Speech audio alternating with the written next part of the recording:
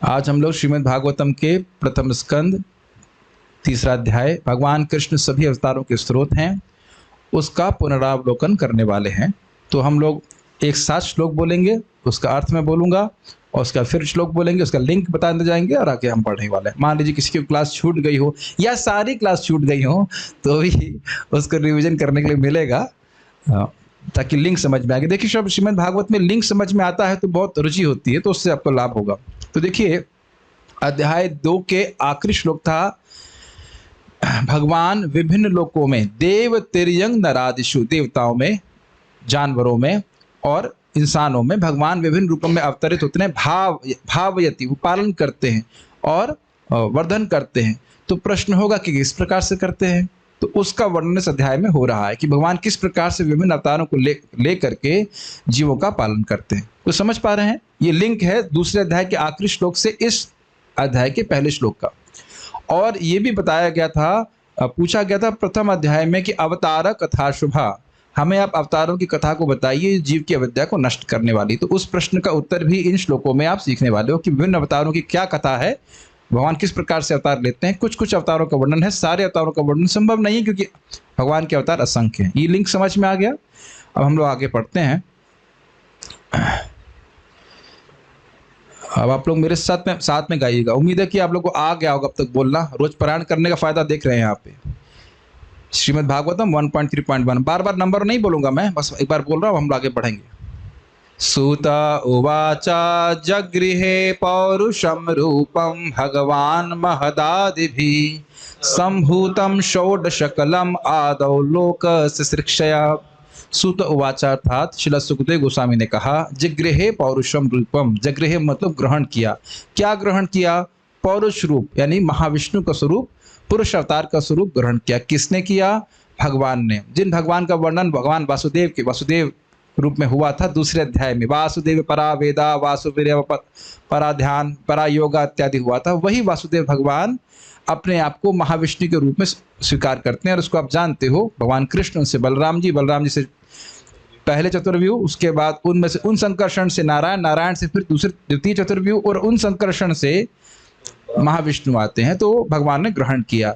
और इसकी टीकाओं को मैं नहीं बोल रहा हूँ, बहुत सारी बातें हैं, लेकिन एक बात आपको याद है, जगृह से अर्थ ये नहीं है कि भगवान का जो महाविष्णु स्वरूप है ये शाश्वत नहीं है, लेकिन एक कहने की शैली है कि भगवान ने ग्रहण किया अर्थात स्वीकार करके सृष्टि करना शुरू किया, ये कह रहे हैं। बातें याद आ रही कुछ कुछ, ऐसे कि युद्ध करने की इच्छा से राजा ने सेनापति को बुलाया, सेनापति स्वीकार किया। तो सेनापति पहले से था, लेकिन युद्ध करने की इच्छा हुई तो सेनापति को स्वीकार किया। तो इस प्रकार से ऐसा नहीं सोचना चाहिए कि महाविष्णु की सृष्टि की जाती है, फैन थोड़ा, लेकिन हमेशा रहते हैं, लेकिन अपने आप को विस्तारित करते हैं। फिर भी भगवान कृष्ण अपने आप को इस प्रकार से विस्तारित करते हैं और महाविष्णु के रूप में भगवान जगत की सृष्टि करते हैं। भगवान महदादिवी, महदादिवी मतलब महतत्व आदि जितने भी विभिन्न तत्व हैं भौतिक जगत के, उसको स्वीकार करते हैं। संभूतम षोडशकलम, षोडशकलम का अर्थात 16 तत्वों का वह सृष्टि करते हैं। अब 16 तत्व क्या हैं उसकी वर्णन वहां पर कर चुके हैं, मन बुद्धि अहंकार इत्यादि, पृथ्वी जल वायु अग्नि और इंद्रियां इत्यादि। किस लिए? आदौ लोक शिक्षया, सृष्टि के शुरुआत में लोकों की रचना करने के लिए। शिक्षा मतलब सृष्टि करने की इच्छा के कारण भगवान की इच्छा हुई कि जीवों को पुरुषार्थ सिद्धि के लिए, अपना स्वरूप प्राप्त कराने के लिए और उनकी जो भोग की इच्छाएं हैं उनको पूर्ण करने के लिए सुविधा प्रदान की जानी चाहिए। तो इसके लिए भगवान ने जगत की सृष्टि करी। ये कौन से अवतार का वर्णन हो रहा है? महाविष्णु अवतार का। ठीक है, आप तो समझते होंगे, सब लोग पहचानते होंगे महाविष्णु को, एटलीस्ट फोटो वाइज। ठीक है, ओके। अगर आपको ये तेज लग रही है क्लास तो ये आश्चर्य मत कीजिएगा, क्लास तेजी है क्योंकि ये पुनरावलोकन है। बाकी कितने ऑलमोस्ट 45 दिन से ऊपर हो गया होगा क्लास करते हुए, 40-45 दिन। यस्यांभसि शयानस्य योग निद्रां वितन्वतः नाभिहृदाम्बुजादासीत् ब्रह्मा विश्वसृजां पतिः। यस्य अंभसि शयानस्य, अंबसी का अर्थ होता है जल, यस्य अंबसी शयानस्य योग निद्रां वितन्वतः। तो भगवान ये अब किन कौन से भगवान विष्णु का वर्णन हो रहा है? गर्भोदकशय विष्णु, भगवान महाविष्णु अब अपने आप को हर ब्रह्मांड में गर्भोदकाशायी विष्णु के रूप में विस्तारित करते हैं और उस गर्भ जल में शयानस्य वह शयन कर रहे होते हैं अनंत शेष की शैयाओं के ऊपर। क्लियर? योग निद्राम वितन्वता, और ये निद्रा कैसी है? तमोगुण की निद्रा नहीं है, अपितु योग निद्रा है, दिव्य निद्रा है। भगवान सचेत रहते हैं फिर भी उनके सोने की लीला है, हमारी तरह लीला नहीं है, हमारी तरह निद्रा नहीं है। वितन्वतः वह योग निद्रा का विस्तार करते हैं और क्या करते हैं? कहते हैं नाभि हृदाम्बुजाद आसीद, नाभि हृद, नाभि रूपी सरोवर से, हृद मतलब सरोवर, नाभि हृद नाभि रूप सरोवर से अंबुज मतलब कमल प्रकट होता है, अंबुज आसीद, आसीद प्रकट हुआ। ब्रह्मा विश्व सजामपति, जो ब्रह्मा जी विश्व के सृष्टा के रूप में जाने जाते हैं, वह उस कमल नाल के ऊपर प्रकट हुए। तो गर्भोदकाशायी विष्णु के बारे में समझ में आया। दूसरा श्लोक गर्भोदकाशायी विष्णु के बारे में, यस्यावयव संस्थानै कल्पितो लोक विस्तरः तद्वै भगवतो रूपम विशुद्धम सत्वमूर्जितम। यस्य अवयव संस्थाने कल्पितो लोक विस्तर, जितने भी लोकांतर हैं जिनका विस्तार है, वह उनकी कल्पना की जाती है कि वह इन गर्भोदकाशायी विष्णु या क्षीरोदकाशायी विष्णु, कोई भी विष्णु ले लीजिए, उनके अंगों के ऊपर स्थित हैं। मतलब विराट रूप की धारणा इस प्रकार से की जाती है कि जो ब्रह्मलोक है वह भगवान का मस्तक है और जो पाताल लोक है वह भगवान का चरण है। यहाँ शब्द क्या है? कल्पितः, कल्पना की जा रही है। ऐसा नहीं है कि भगवान का रूप जो है वो भौतिक होता है, इसलिए कह रहे हैं तद वही भगवतो रूपम, वही मतलब निश्चित। ये समझिए कि तद उन भगवान का, निश्चित रूप से जो भगवान हैं, भगवान विष्णु हैं, उनका रूप इस प्रकार का बिल्कुल भी नहीं है। केवल लोग कल्पना करते हैं, इस जगत को देखते हैं और जगत की धारणा वह भगवान के ऊपर करते हैं। ये सब बातें अब समझने में कोई कठिनाई नहीं हुई होगी अगर आपने क्लास श्रवण किया है पहले। मैं वो डांट नहीं रहा हूँ, खाली बोल रहा हूँ कि सब डिटेल में पढ़ा चुके हैं। तो कैसा रूप है मानो कोई पूछे तो कह रहे हैं विशुद्धम सत्वमूर्जितम, विशुद्ध सत्व की भगवान स्वरूप है और ऊर्जितम ऊर्जावान है। ऊर्जावान मतलब शक्तिमान है। तो स्पष्ट समझ में आ रहा है। तो यह क्लियर करके चल रहे हैं कि जो भगवान विष्णु का स्वरूप है वह कदापि भौतिक है ही नहीं। ठीक है। अब कोई कहे कि भाई ये विशुद्ध स्वरूप दिखता कैसे है, कौन देख पाता है? तो उस पर बोल रहे हैं पश्यन्त्यदोरूपदमभ्रचक्षुषा सहस्रपादोरुभुजाननाद्भुतं सहस्रमूर्ध्ना श्रवणाक्षिनासिकं सहस्रमौल्यंबरकुंडलोलसत्। पश्यन्ति, बहुत से लोग देखते हैं, ऐसा नहीं कि उनको देखना संभव नहीं है। अगर विशुद्ध सत्व की मूर्ति है तो ऐसा नहीं है कि भगवान को देखा नहीं जा सकता। लेकिन ये जो गर्भोदकाशायी विष्णु है, ये महाविष्णु, जिन भी विष्णु को आराधना कर रहा है उनको पश्यन्ति अदो रूपम, ये जो भगवान का रूप है विराट रूप नहीं, गर्भोदकाशायी विष्णु स्वरूप या क्षीरोदकाशायी विष्णु स्वरूप, जो विश्व सत्व की मूर्ति, उस स्वरूप को लोग देखते हैं कैसे? अदब्र चक्षुषा, ज्ञान के चक्षु, ज्ञान का मतलब यहाँ भक्ति है, भक्ति के चक्षु से वह देख पाने में समर्थ होते हैं। कैसे दिखाई पड़ते हैं? सहस्त्रपाद, सहस्त्रपाद मतलब हजारों पांव वाले, उरु, उरु मतलब होता है जांग वाले, भुजा मतलब भुजा, आनन मतलब मुख, और अद्भुत, इस सारे अद्भुत दिखने वाले हजारों पांव, हजारों जंघा, हजारों भुजाओं से वह युक्त भगवान को देखते हैं। सहस्त्रमूर्ध, सहस्त्रमूर्ध मतलब सहस्त्र सिर, हजारों सिर, श्रवण मतलब कान, अक्षि मतलब आंख, और नासिका मतलब नासिका। ग्रहण कर पा रहे हैं? तो एकदम संस्कृत समझ में आ रही है। सहस्त्र मौल्यंबरकुंडलोलसत्, मौल्य मतलब होता है सहस्त्र, मौलिक अर्थ मैं तक समझता हूँ उसमें वो लिखा, ऑर्नामेंट्स लिखा होगा। हाँ क्या मालाएं, सॉरी, हाँ माला, हजारों मालाएं, हजारों अंबर मतलब बहुत सारे वस्त्र, कुंडल मतलब तो समझ रहे हैं, कानों में कुंडल लगे हुए हैं, और लोलसत उस प्रकार से वह भाजमान है, भगवान को देखते हैं। अब कोई कहेगा भी करते क्या है? देखते तो है, लेकिन भगवान करते क्या है? इन भगवान का, ये गर्भोदकाशायी विष्णु का काम क्या है? या क्षीरोदकाशायी विष्णु, क्योंकि ये बात रह गई बताने में कि गर्भोदकाशायी विष्णु अपने आप को क्षीरोदकाशायी विष्णु के रूप में विस्तारित करते हैं, जो सभी जीवों के परमात्मा के स्वरूप हैं, और उन्हीं क्षीरोदकाशायी विष्णु से इस जगत पे सारे अवतार आते हैं प्रायः। भगवान कृष्ण उनके विस्तार नहीं, इसलिए बोल रहा हूँ प्राय। प्राय सारे अवतार क्षीरोदकशा विष्णु के द्वारा आते हैं। नरसिंह देव, भगवान श्री राम जिनका आज आविर्भाव दिवस है, और भगवान कृष्ण और बलराम जी भी कह लीजिए, तो ये जो है ये क्षीरोदकशा विष्णु से नहीं आते। हाँ, बाकी जितने भी अवतार हैं वह सब क्षीरोदकशा विष्णु के विस्तार हैं। एतन्नानावताराणां विधानं बीजम अव्ययम् यशांशांशेन सृज्यन्ते देवतिर्यं नरादयः। एतन् नानावताराणां, जितने भी अवतार हैं। अब कहेंगे अभी तो अवतार के बारे में बताया नहीं आपने, यहाँ अवतार की बात कहाँ से आ गई? फिर दूसरे अध्याय के आखिरी श्लोक को, भगवान विभिन्न प्रकार के अवतारों को लेते हैं, अवतार ग्रहण करते हैं, देवतिर्यं नरादिषु। तो वहां से आपको उठाना पड़ेगा। कुछ उठा पा रहे हैं या वहां तक पहुंच ही नहीं पा रहे हैं?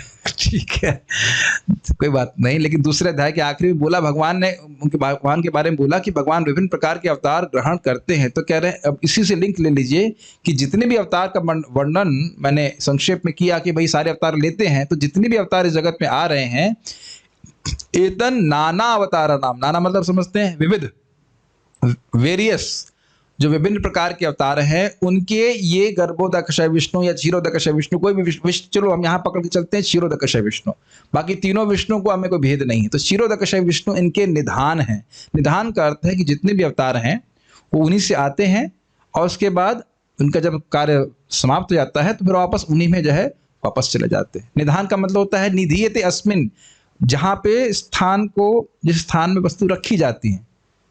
जैसे हम लोग यहाँ पे बैठे हैं, फिर उसके बाद यहाँ से वापस अपने स्थान पे चले जाएंगे, वापस काम खत्म होगा, फिर यहाँ पे आ जाएंगे, ऐसे करके। तो भगवान को बोला जा रहा है निधानम। तो निधान तो बोल रहे हैं, लेकिन साथ साथ बोल रहे हैं बीजम भी हैं। सभी अवतारों के स्रोत भगवान क्षीरोदकशय विष्णु हैं। और अब आप ये भी कहेंगे, अच्छा बीजम, तो बीज तो जैसे भाई देखिए तुलसी जी मेरे पीछे है, तो तुलसी जी का जो बीज था उससे तुलसी जी उगी ना। तुलसी जी बीज से उगी कि नहीं उगी? अब वो बीज है। तो हम देखते हैं कि बीज, जब बीज से कुछ पेड़ प्रकट होता है तो बीज समाप्त हो जाता है, तो कहते हैं ना बीजम अव्ययम। ये सभी अवतारों के स्रोत हैं, बीज हैं, लेकिन ये अव्यय बीज हैं। इनसे सारे अवतार आते हैं, लेकिन इनमें कोई क्षय नहीं होता। अब क्षय, अपक्षय, शून्य, ये शब्द यहाँ पे वहां पे आया था। अव्यय, अव्यय बार बार ये आएगा, जिसका व्यय नहीं होता, जो कभी खर्च नहीं होता, कूटस्थ रहता है, ऐसे रहता है। और एक और विशेष बात थी अव्यय शब्द में कि यह अवतारों की तरह प्रकट और अप्रकट नहीं होते। अवतार मतलब आते हैं फिर वापस चले जाते हैं, आते फिर वापस चले जाते हैं, लेकिन भगवान क्षीरोदकशय विष्णु इस प्रकार से आते जाते नहीं करते। वो अपने स्थान पे, अपने धाम में रहते हैं, क्षीर सागर में, और वहां से सारे अवतार उनसे अवतरित होते रहते हैं। खाली मैं ब्रशअप कर रहा हूं, सब बातें हम डिटेल में चर्चा कर चुके हैं। अच्छा, उसके बाद क्या कह रहे हैं? यस्य अंशांशेन सृजन्ते, उनके अंश के अंशों से सृजन होता है, सृजन करते हैं। देवतिर्यं नरादयः, देवता उनके अंश हैं ब्रह्मा जी, और ब्रह्मा जी के अंश हैं मरीचि आदि। तो इस प्रकार से बोला गया, तो कहा इस प्रकार से वह सृष्टि होती, सब सृष्टि करते हैं, देवता, जानवर, और तिरंग मतलब जानवर और इंसान इत्यादि। ठीक है, आगे पढ़ते हैं। बहुत स्पीड हो रहा है, और स्लो करूं? नहीं करूंगा। अब वह अवतारों का वर्णन करते हैं। स एव प्रथमं देवः कौमारं सर्गमाश्रितः चचार दुश्चरं ब्रह्मा ब्रह्मचर्यम अखंडितम। अब यहाँ पे जो अवतारों की बताने की शैली है वो कैसी है? उनके स्वरूप लक्षण और उनके तटस्थ लक्षणों का कुछ कुछ वर्णन किया जाएगा कि वो देखने में कैसे लगते हैं। स्वरूप लक्षण मतलब आकृति और प्रकृति कैसी है, और तटस्थ लक्षण मतलब उन्हें क्या कार्य किए। ये अब जो पहली बार सुन रहे हो जरूर उनको कुछ संस्कृत लग रही होगी, लेकिन जो रेगुलर सुनते हैं उनके लिए कोई कठिन बात नहीं है। अब मैं समझाऊं उसको स्वरूप लक्षण क्या होता है? चलिए रिवीजन के लिए बता देते हैं। ये क्या है? ये माउस है। ये क्या है? माइक है। तो अब आप कहोगे कि एक बार तो एक बार मैं भक्तों को देखता हूँ, ये दिख रहा है माउस आप लोगों को? तो बोले हाँ ये माउस है। ये माउस है? ये चूहा है? चूहा नहीं है ना, लेकिन आप देख रहे हैं इसकी कुछ आकृति दिख रही ना, चूहे जैसी दिखती है ऑलमोस्ट। और प्रकृति जो है क्या है? ये ऐसे कंप्यूटर का प्रकृति प्लास्टिक से बना, वस्तु से बना हुआ है, प्लास्टिक से बना हुआ है। लेकिन ये कार्य क्या चूहे की तरह कर रहा है? कहीं बोरी में छेद कर रहा है नहीं, कार्य कर रहा है, से कंप्यूटर का काम हम कुछ कर रहे हैं। माइक, तो माइक का आकृति देख रहे हैं, लोहे से बना है, प्रकृति देख रहे हैं, और इसका कार्य क्या है, ये ध्वनि का विस्तार करता है। कुछ ग्रहण कर रहे हैं। आकृति और प्रकृति स्वरूप लक्षण होता है, और उनके कार्य जो होते हैं वो तटस्थ लक्षण होते हैं। आप यहाँ बता सकते हो कि यहाँ, अभी नाम मत बोलना, कोई व्यक्ति पहली बार आए, कोई व्यक्ति यहाँ पहली बार आए हैं? हाँ, आप ऑलमोस्ट पहली बार आए। मैं नाम भूल गया प्रभु जी, नेपाल से। प्रभु जी क्या नाम आपका? कृष्णा प्रभु। ये बताइए कि यहाँ हमें से सबसे अच्छा कुक कौन सा है? आप में से कोई बोलना मत, एकदम मत बोलना। आप बताइए कि हमारे यहाँ जो उपस्थित लोग हैं उनमें सबसे अच्छा खाना कौन बनाता है? हमारे अभी जहाँ जो भक्त बैठे हुए हैं उनमें से खाना सबसे अच्छा कौन बनाता है? हाँ हाँ देखो गलती हो गई। तो प्रभु जी ने बोला मैं बनाता हूँ मैं बनाता नहीं, बनवाता हूँ मैं सबसे अच्छा खा सकता हूँ, बनवा सकता हूँ, ये मेरे तटस्थ लक्षण है। लेकिन क्या बना सकता हूँ? बना भी सकते हैं थोड़ा बहुत, सबसे अच्छा नहीं बना सकता। तो आप देखिए, यहाँ सभी भक्तों को देख रहे हैं, मैं जानबूझ के ड्रामा कर रहा हूँ। कृष्णा प्रभु सभी को देख रहे हैं यहाँ पे। इधर सब लोग आपको लड़के लोग दिखाई पड़ रहे हैं, लड़के मतलब पुरुष दिख रहे हैं। एक मिनट थोड़ा सा इधर, वो कौन है? वो दिख रहे हैं, वो मोटे मोटे से, वो बताओ दिख रहे हैं कि नहीं दिख रहे हैं? दिख रहे हैं। वो मोटे हैं कि मैं मोटा हूँ? वो मोटे हैं। आकृति मंत्र दिख रहा है, ठीक है। वो और थोड़ा त्वचा का कलर भी अलग अलग देख रहे हो, ये दिखाई पड़ रहा है। ऐसा ड्रामा करना पड़ा ताकि समझ जाओ आप। तो ये आप लोगों को स्वरूप दिख रहा है, मेरा स्वरूप दिख रहा है, मतलब भौतिक स्वरूप, और उनका भौतिक स्वरूप भी दिख रहा है। वैसे उनका चिन्मय स्वरूप है, लेकिन ठीक। अब आप ये बताओ कि हम में से किसको खाना बनाना अच्छे से आता है? अब तो आप समझ रहे होंगे कि उनको आता है। करना मित्र प्रभु हैं, वो ड्यूटी किचन के इंचार्ज है। तो अब यहाँ बैठे हैं तो इसका मतलब ये नहीं कि यहाँ पे कढ़ाई चम्मच चला रहे हैं, कुछ ग्रहण कर रहे हैं। तटस्थ लक्षण हमेशा नहीं प्रकट होते हैं। आप उन्हें करता हुआ देखेंगे तो समझ में आएगा, हाँ भाई ये कुकिंग जानते हैं, कुछ ग्रहण कर पा रहे हैं, लेकिन स्वरूप तो दिख रहा है हमेशा। अब तो समझ में आ गया स्वरूप और तटस्थ। और एक और एग्जांपल समझ लीजिए, यहाँ पे बहुत सारे पुरुष बैठे हुए हैं। सॉफ्टवेयर इंजीनियरिंग किसको किसको आता है? आपको पता? मैं इन्हीं को पकड़ रहा हूँ कि किसी को जानते नहीं यहाँ पे। आप बताइए यहाँ पे सॉफ्टवेयर इंजीनियर कौन कौन है यहाँ पे? नहीं पता। मान लीजिए हमारे श्री शिवम प्रभु सॉफ्टवेयर इंजीनियर में एक्सपर्ट हैं, वो फूल तोड़ रहे हैं, तो अच्छा माली है ये समझ रहे हैं मेरी बात? तो तटस्थ लक्षण आप जो कुछ कार्य व्यक्ति करता है तब उसको प्रकट कर पाता है। तो इसलिए स्वरूप लक्षणों का वर्णन हो रहा है अवतारों का, और ऐसे उनके अद्भुत कार्य हैं जो अन्य लोग नहीं कर सकते हैं, उनका वर्णन हो रहा है ताकि हम चिन्हित कर पाएं कि अवतार कौन से हैं। कुछ ग्रह समझ पा रहे हैं? जैसे कोई कहेगी मैं कल की अवतार हूं, मालूम मैं कहूं कि मैं कल की अवतार हूं तो आप मानेंगे नहीं। पहले कहेंगे घोड़ा चलाना सीखो बोले अभी तो आप बाइक भी ठीक से नहीं चला सकते, आप घोड़ा क्या चलाओगे? और तलवार कहाँ है आपकी? समझ रहे हैं? तो आप, और प्लस कहाँ, आपके पिताजी का नाम क्या है, क्या आप ब्राह्मण कुल में हुए? आप ग्रहण कर पा रहे हैं सब बातें? ये सब बातें हम पकड़ करके अंधविश्वास नहीं करेंगे किसी को अवतार के रूप में स्वीकार करने के। तो इसको मैं थोड़ा बता दे रहा हूं ताकि जो लोग नहीं श्रवण किए हैं वह समझ लें कि किस प्रकार से अवतारों का वर्णन हो रहा है। आप सुनिए, स एव, वही भगवान, प्रथमम देवः, वो देवता भगवान, प्रथमम कौमारम सर्गम आश्रितः, कौमार सर्ग, जब 4 कुमारों की सृष्टि हुई उस सर्ग का आश्रय लेकर के 4 कुमार, यानी कि सनत, सनंदन, सनत कुमार और सनक है ना, सनक, सनातन, सनंदन, सनत कुमार, 4 कुमारों के रूप में ब्रह्मा जी के पुत्र के रूप में प्रकट हुए। और क्या किया? ये स्वरूप लक्षण हो गया। क्या किया? चचार दुश्चरम ब्रह्मा, बहुत चचार मतलब किया, और दुश्चरम, दुश्चर मतलब दूसरे के लिए करना बिल्कुल कठिन था, अशक्य है, असंभव था, वैसा किया। क्या किया? ब्रह्मा मतलब ब्राह्मण के रूप में प्रस्तुत हुए, ब्रह्मा जी के पुत्र के रूप में। और क्या किया? ब्रह्मचर्य अखंडितम, अखंडित ब्रह्मचर्य का पालन किया। तो अगर कहेगी अरे भाई ब्रह्मचर्य का पालन तो बहुत लोग करते हैं, उसको भगवान का अवतार करने की क्या जरूरत है? तो कह रहे हैं अखंडित, मन से, वाणी से, शरीर से सदा ही अखंडित ब्रह्मचर्य का पालन करना ये बहुत मुश्किल कार्य है। ये भगवान के लिए ही संभव है, इसलिए वह इनको भगवान का अवतार कहा जाता है। और ये भी ध्यान देना होगा कि प्रथम द्वितीय केवल क्रम के लिए कहा जा रहा है। ऐसा नहीं है कि सारे अवतार इसी क्रम में आ रहे हैं, टाइम बाउंड नहीं है, केवल बोल रहे हैं बहुत सारे भगवान के अवतार है, उसमें मुख्य मुख्य अवतार वो गिन रहे हैं, तो पहले ये, दूसरा ये, ऐसे करके। जैसे मैं को यहाँ कितने भक्त बैठे हैं, तो कहीं पहले हैं केशव किशोर प्रभु, दूसरे हैं यश प्रभु, तीसरे हैं शिवम प्रभु। तो सभी एक ही उम्र के हैं, आप सभी लोग इसी प्रकार से पैदा हुए। आप मान लीजिए कभी लिस्ट बनाते हैं, भाई आज कितने लोग प्रसादम के लिए हैं, आज एक नंबर 2 नंबर, तो सभी अपने उम्र के हिसाब से लिखते हैं। अगर फर्स्ट नंबर पे आप मान लीजिए केशव का नाम रख दें, दूसरा नंबर पे मेरा नाम लिख दें, या मान लीजिए लास्ट मेरा नाम लिख दें, तो उसका मतलब यह तो नहीं कि सबकी उम्र मुझसे अधिक है। कुछ समझ गए? केवल नंबरिंग करने के लिए बस, ठीक है, ओके। तो ये 4 कुमारों का है। जिन लोग को फोटो देखनी है वो परान वाली फाइल देख लीजिए, उसमें फोटो बनाई हुई है। आज हम फोटो नहीं दिखा रहे, रोज ही फोटो दिखाते थे, आज तो नहीं दिखा रहे। दूसरा, द्वितीयम तु भवायस्य रसातल गताम महिम उद्धरिष्यन्नुपादत्ता यज्ञेशः सौकरम वपुः। दूसरे अवतार, दूसरा मतलब खाली क्रमानुसार, दूसरे अवतार हुए शुक्र भगवान वराह रूप में आए। कब आए? जब रसातल गताम महिम, जब पृथ्वी रसातल में चली गई थी।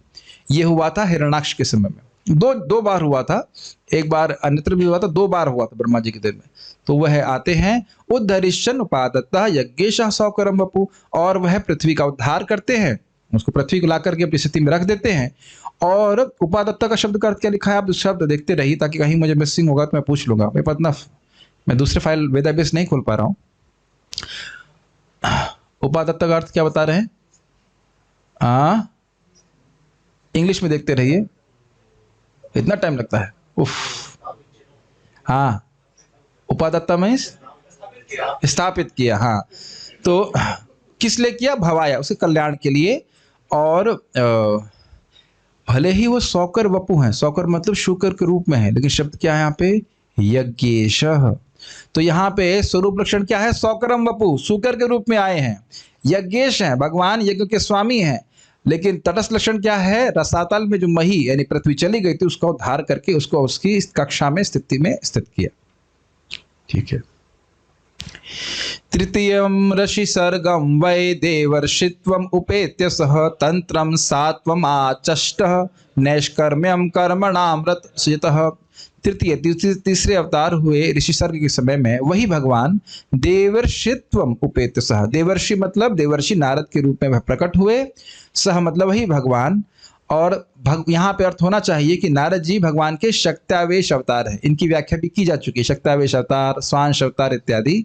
तो भगवान के स्वांश अवतार नहीं है, अपितु यह भगवान के शक्त्यावेश अवतार है। तो वही भगवान क्षीरोदकशय विष्णु नारद जी के रूप में प्रकट होते हैं, नारद जी के रूप में शक्त्यावेश अवतार के रूप में प्रकट होते हैं। और क्या करते हैं? ये तो उनका स्वरूप लक्षण हो गया। क्या करते हैं? तंत्रम सात्वतम आचष्टः, आचष्ट का मतलब कलेक्ट, इज इट नॉट? तो सात्वत तंत्र यानी वैष्णव तंत्र जिसे कहते हैं पांचरात्र, पांचरात्र को उनकी सृष्टि करी। नैष्कर्म्यम कर्मणाम यतः, जिससे कर्मों को करने के द्वारा, उसमें व्याख्या हुई है कि व्यक्ति कर्म करे लेकिन कर्म का प्रभाव, कर्म का बंधन उसको ना लगे। और उदाहरण दिया गया था, जैसे दूध बहुत अधिक पीने से व्यक्ति का पेट खराब हो जाता है, लेकिन दूध से बनी हुई वस्तु दही को ग्रहण करने से पेट ठीक हो जाता है। उसी प्रकार से जब कर्म भगवान कृष्ण को समर्पित होते हैं तो कर्म बंधन नहीं लगता, अपितु पुराना कर्म बंधन भी व्यक्ति का समाप्त हो जाता है। तो ये सब सिखाया उन्होंने उस ग्रंथ को रचना करके। ठीक है। और 5 रातों में लिखा गया था, इसलिए इसे 5 रात्र कहते हैं। डिटेल प्रश्न करने का समय नहीं है कि सारी प्रश्नों का उत्तर वहीं पे हम लोग चर्चा कर चुके हैं, अभी प्रश्न नहीं हो पाएगा। तुर्ये धर्म कला सर्गे नर नारायणा ऋषि भूत्वात्मोपशमोपेतम अकरो दुश्चरम तपः। तुर्य अर्थात चौथे अवतार हुए धर्म कला, कला मतलब अंश, धर्म नाम के व्यक्ति हुए और उनकी कला यानी उनकी पत्नी के सर्ग, उनसे सृष्टि हुई, सृष्टि नहीं कहना चाहिए, तब उनसे प्रकट हुए। किस रूप में? नर नारायण के रूप में। और उनका रूप कैसा था? ऋषि स्वरूप थे, वो ऋषि के रूप में प्रकट हुए। क्या किया? बार बार आप ये देख पा रहे हैं, एनालिसिस कर पा रहे हैं, स्वरूप लक्षण तटस्थ लक्षण, स्वरूप लक्षण तटस्थ लक्षण। तो पहली लाइन जो है यहाँ पे क्या है? ये स्वरूप लक्षण है। नर नारायण के रूप में प्रकट हुए, उनके पिताजी का नाम बताया, माताजी भी हैं वहां पे। भूतवा मतलब होकर के, ऋषि के रूप में, ऋषि भूतवा ऋषि के रूप में होकर के। आत्म उपशमो, आत्म मतलब मन और इंद्रियों को उपशम संयमित करने वाला। अकरो दुश्चरम तपः, बहुत कठिन तपस्या किया। अब हम लोगों को लगता है इंद्रियों को संयमित करने में क्या कठिनाई है, करके देखिए तो समझ में आएगा। जब करके देखेंगे तब समझ में आएगा कि इंद्रियों को हमेशा कंट्रोल में रखना बहुत मुश्किल बात। इसको भगवान भगवत गीता में कहते हैं ना कि जो व्यक्ति इंद्रियों को संयमित करना चाहता है, हरंती प्रसभम मनः, उसके मन को इंद्रियां जबरदस्ती खींच लेती हैं। तो ऐसा व्यक्ति जिसकी इंद्रियां लगातार भगवान में लगी हुई हैं, तस्य प्रज्ञा प्रतिष्ठिता, हम पढ़ाए ना भगवत गीता में, बड़ा स्पष्ट है। हमेशा 1 घंटे के लिए, आधे घंटे के लिए इंद्रिय संयमित करना बहुत आसान है, लेकिन कभी भी इंद्रियां भोग में ना जाए, ना मन जाए, ये बहुत बड़ा तपस्या है। और वास्तविक रूप से यही तपस्या है, इसी के द्वारा जीव शुद्ध होता है। बाकी उस तरह की तपस्या करना कि अग्नि जला लिया, उससे कुछ शुद्धि नहीं होती। बार बार इंद्रियां भगवान की सेवा में लगी रही, सर्वश्रेष्ठ तपस्या है। ठीक है, तो ये नर नारायण ऋषि के बारे में है। ओके, फोटो आप लोग देख ही रहे होंगे, अपने पास फाइल जो भेजी थी। पंचमः कपिलो नाम सिद्धेश काल विप्लुतम प्रोवाच सुरये सांख्यम तत्वग्राम विनिर्णयम। 5वें अवतार हुए, उनका नाम क्या था? कपिल। मैं समझता हूँ संस्कृति समझने लगे होंगे आप लोग सीधे सीधे, कोई कठिनाई तो नहीं हो रही होगी। अच्छा, थोड़ा थोड़ा तो आ ही रहा है। सिद्धेशः, सिद्धों के भी ईश हैं। सिद्ध जो पूरी तरह से, जो सर्व त्याग समर्थ हैं। ये बोलने से का बड़ा फायदा होता है, क्योंकि मैं बोलता हूं तो ऐसा लगता है वो तीर मन में रहा है पीछे, वो खट से सामने आ जाता है। जब वहां बोला था तो मेरे मुंह में आ जाता है, वापस मुख में आ जाता है। सिद्धेश का मतलब सिद्ध करता है सर्व त्याग समर्थ, पूरी तरह से हर वस्तु का, भौतिक वस्तु का त्याग करने में समर्थ है, उनके भी ईश्वर थे सिद्धेश। काल विप्लुतम सांख्यम, उनको जोड़ लीजिए, यानी कि जो सांख्य का ज्ञान काल के द्वारा विप्लुत हो गया था, मतलब कवर हो गया था, ढक गया था, नहीं था समाज में, क्योंकि कोई प्रवर्तक नहीं था, उसका बोलने वाला नहीं था, उसको प्रो उवाचा, बहुत अच्छे से बोला। किसको बोला? असुरीय, आसुरी नाम के ब्राह्मण को। आसुरी शब्द हमेशा ये नहीं सोचना चाहिए कि वो असुर ही है। आसुरी मतलब असुर नाम के ब्राह्मण, आसुरी नाम के ब्राह्मण को बोला। क्या बोला? सांख्यम तत्वग्राम विनिर्णयम। आपको कहेगा भाई सांख्य लोग, बहुत लोग बोलते हैं तो इसमें भगवान के अवतार क्यों होंगे? तो कहते हैं नहीं, सांख्य शास्त्र बड़ा कठिन है, लोग ठीक ठीक उसकी व्याख्या नहीं कर पाते हैं। तो कह रहे हैं ऐसा सांख्य बोला जिससे तत्वग्राम विनिर्णयम, जितने तत्व हैं, भौतिक तत्व हैं, उसके बारे में एकदम सही सही जानकारी हो जाती है। और आपको याद हो प्रभुपाद जी कहते भी हैं कि जो नास्तिक सांख्याइट हैं वो भगवान को ही गायब कर देते हैं, वो आत्मा को ही गायब कर देते हैं। तो फिर बचा क्या तुम्हारे पास? तुम केवल भौतिक वस्तुओं का विश्लेषण कर रहे हो। तो ऐसा नहीं, भगवान ने बिल्कुल ठीक ठीक वर्णन किया, आत्मा क्या है, भगवान कौन है, प्रकृति क्या है, उनका संबंध ठीक ठीक समझ में आएगा। इसको आप लोग तीसरे स्कंद में विशेष रूप से देखोगे तो मन में आएगा, अरे तो वहां तो देवाहुति को बोल रहे थे, तो यहाँ कौन सा ब्राह्मण को बोल रहे हैं? ये बताइए कि क्या भागवत क्लास एक ही व्यक्ति को बोली जाती है? सार्वभौम प्रभु आज राम कथा कर रहे थे और कहीं कभी नहीं किए ना। ऐसे तो नहीं कह सकते ना कि एक ही जगह क्लास करी जा रही है। समझ रहे ना मेरी बात? तो यहाँ पे एक उदाहरण दिया जा रहा है कि मतलब एक स्थान पे बोला कि भगवान कपिल देव ने आसुरी ब्राह्मण को बोला। इसका अर्थ ये नहीं कि देवाहुति को जो बोलने वाले हैं कोई और कपिल है, वही भगवान है, वो उसको उन्होंने वहां भी बोला। अरे भगवान स्वयं नहीं कहते हैं कि इसी गीता को मैंने सूर्यदेव को बोला था? तो प्रवचन तो बार बार किया जाता है, इसमें क्या दिक्कत है? ऐसी ऑडियंस तो आपको हमेशा मिल जाएगी ना जो कुछ ना जानती हो।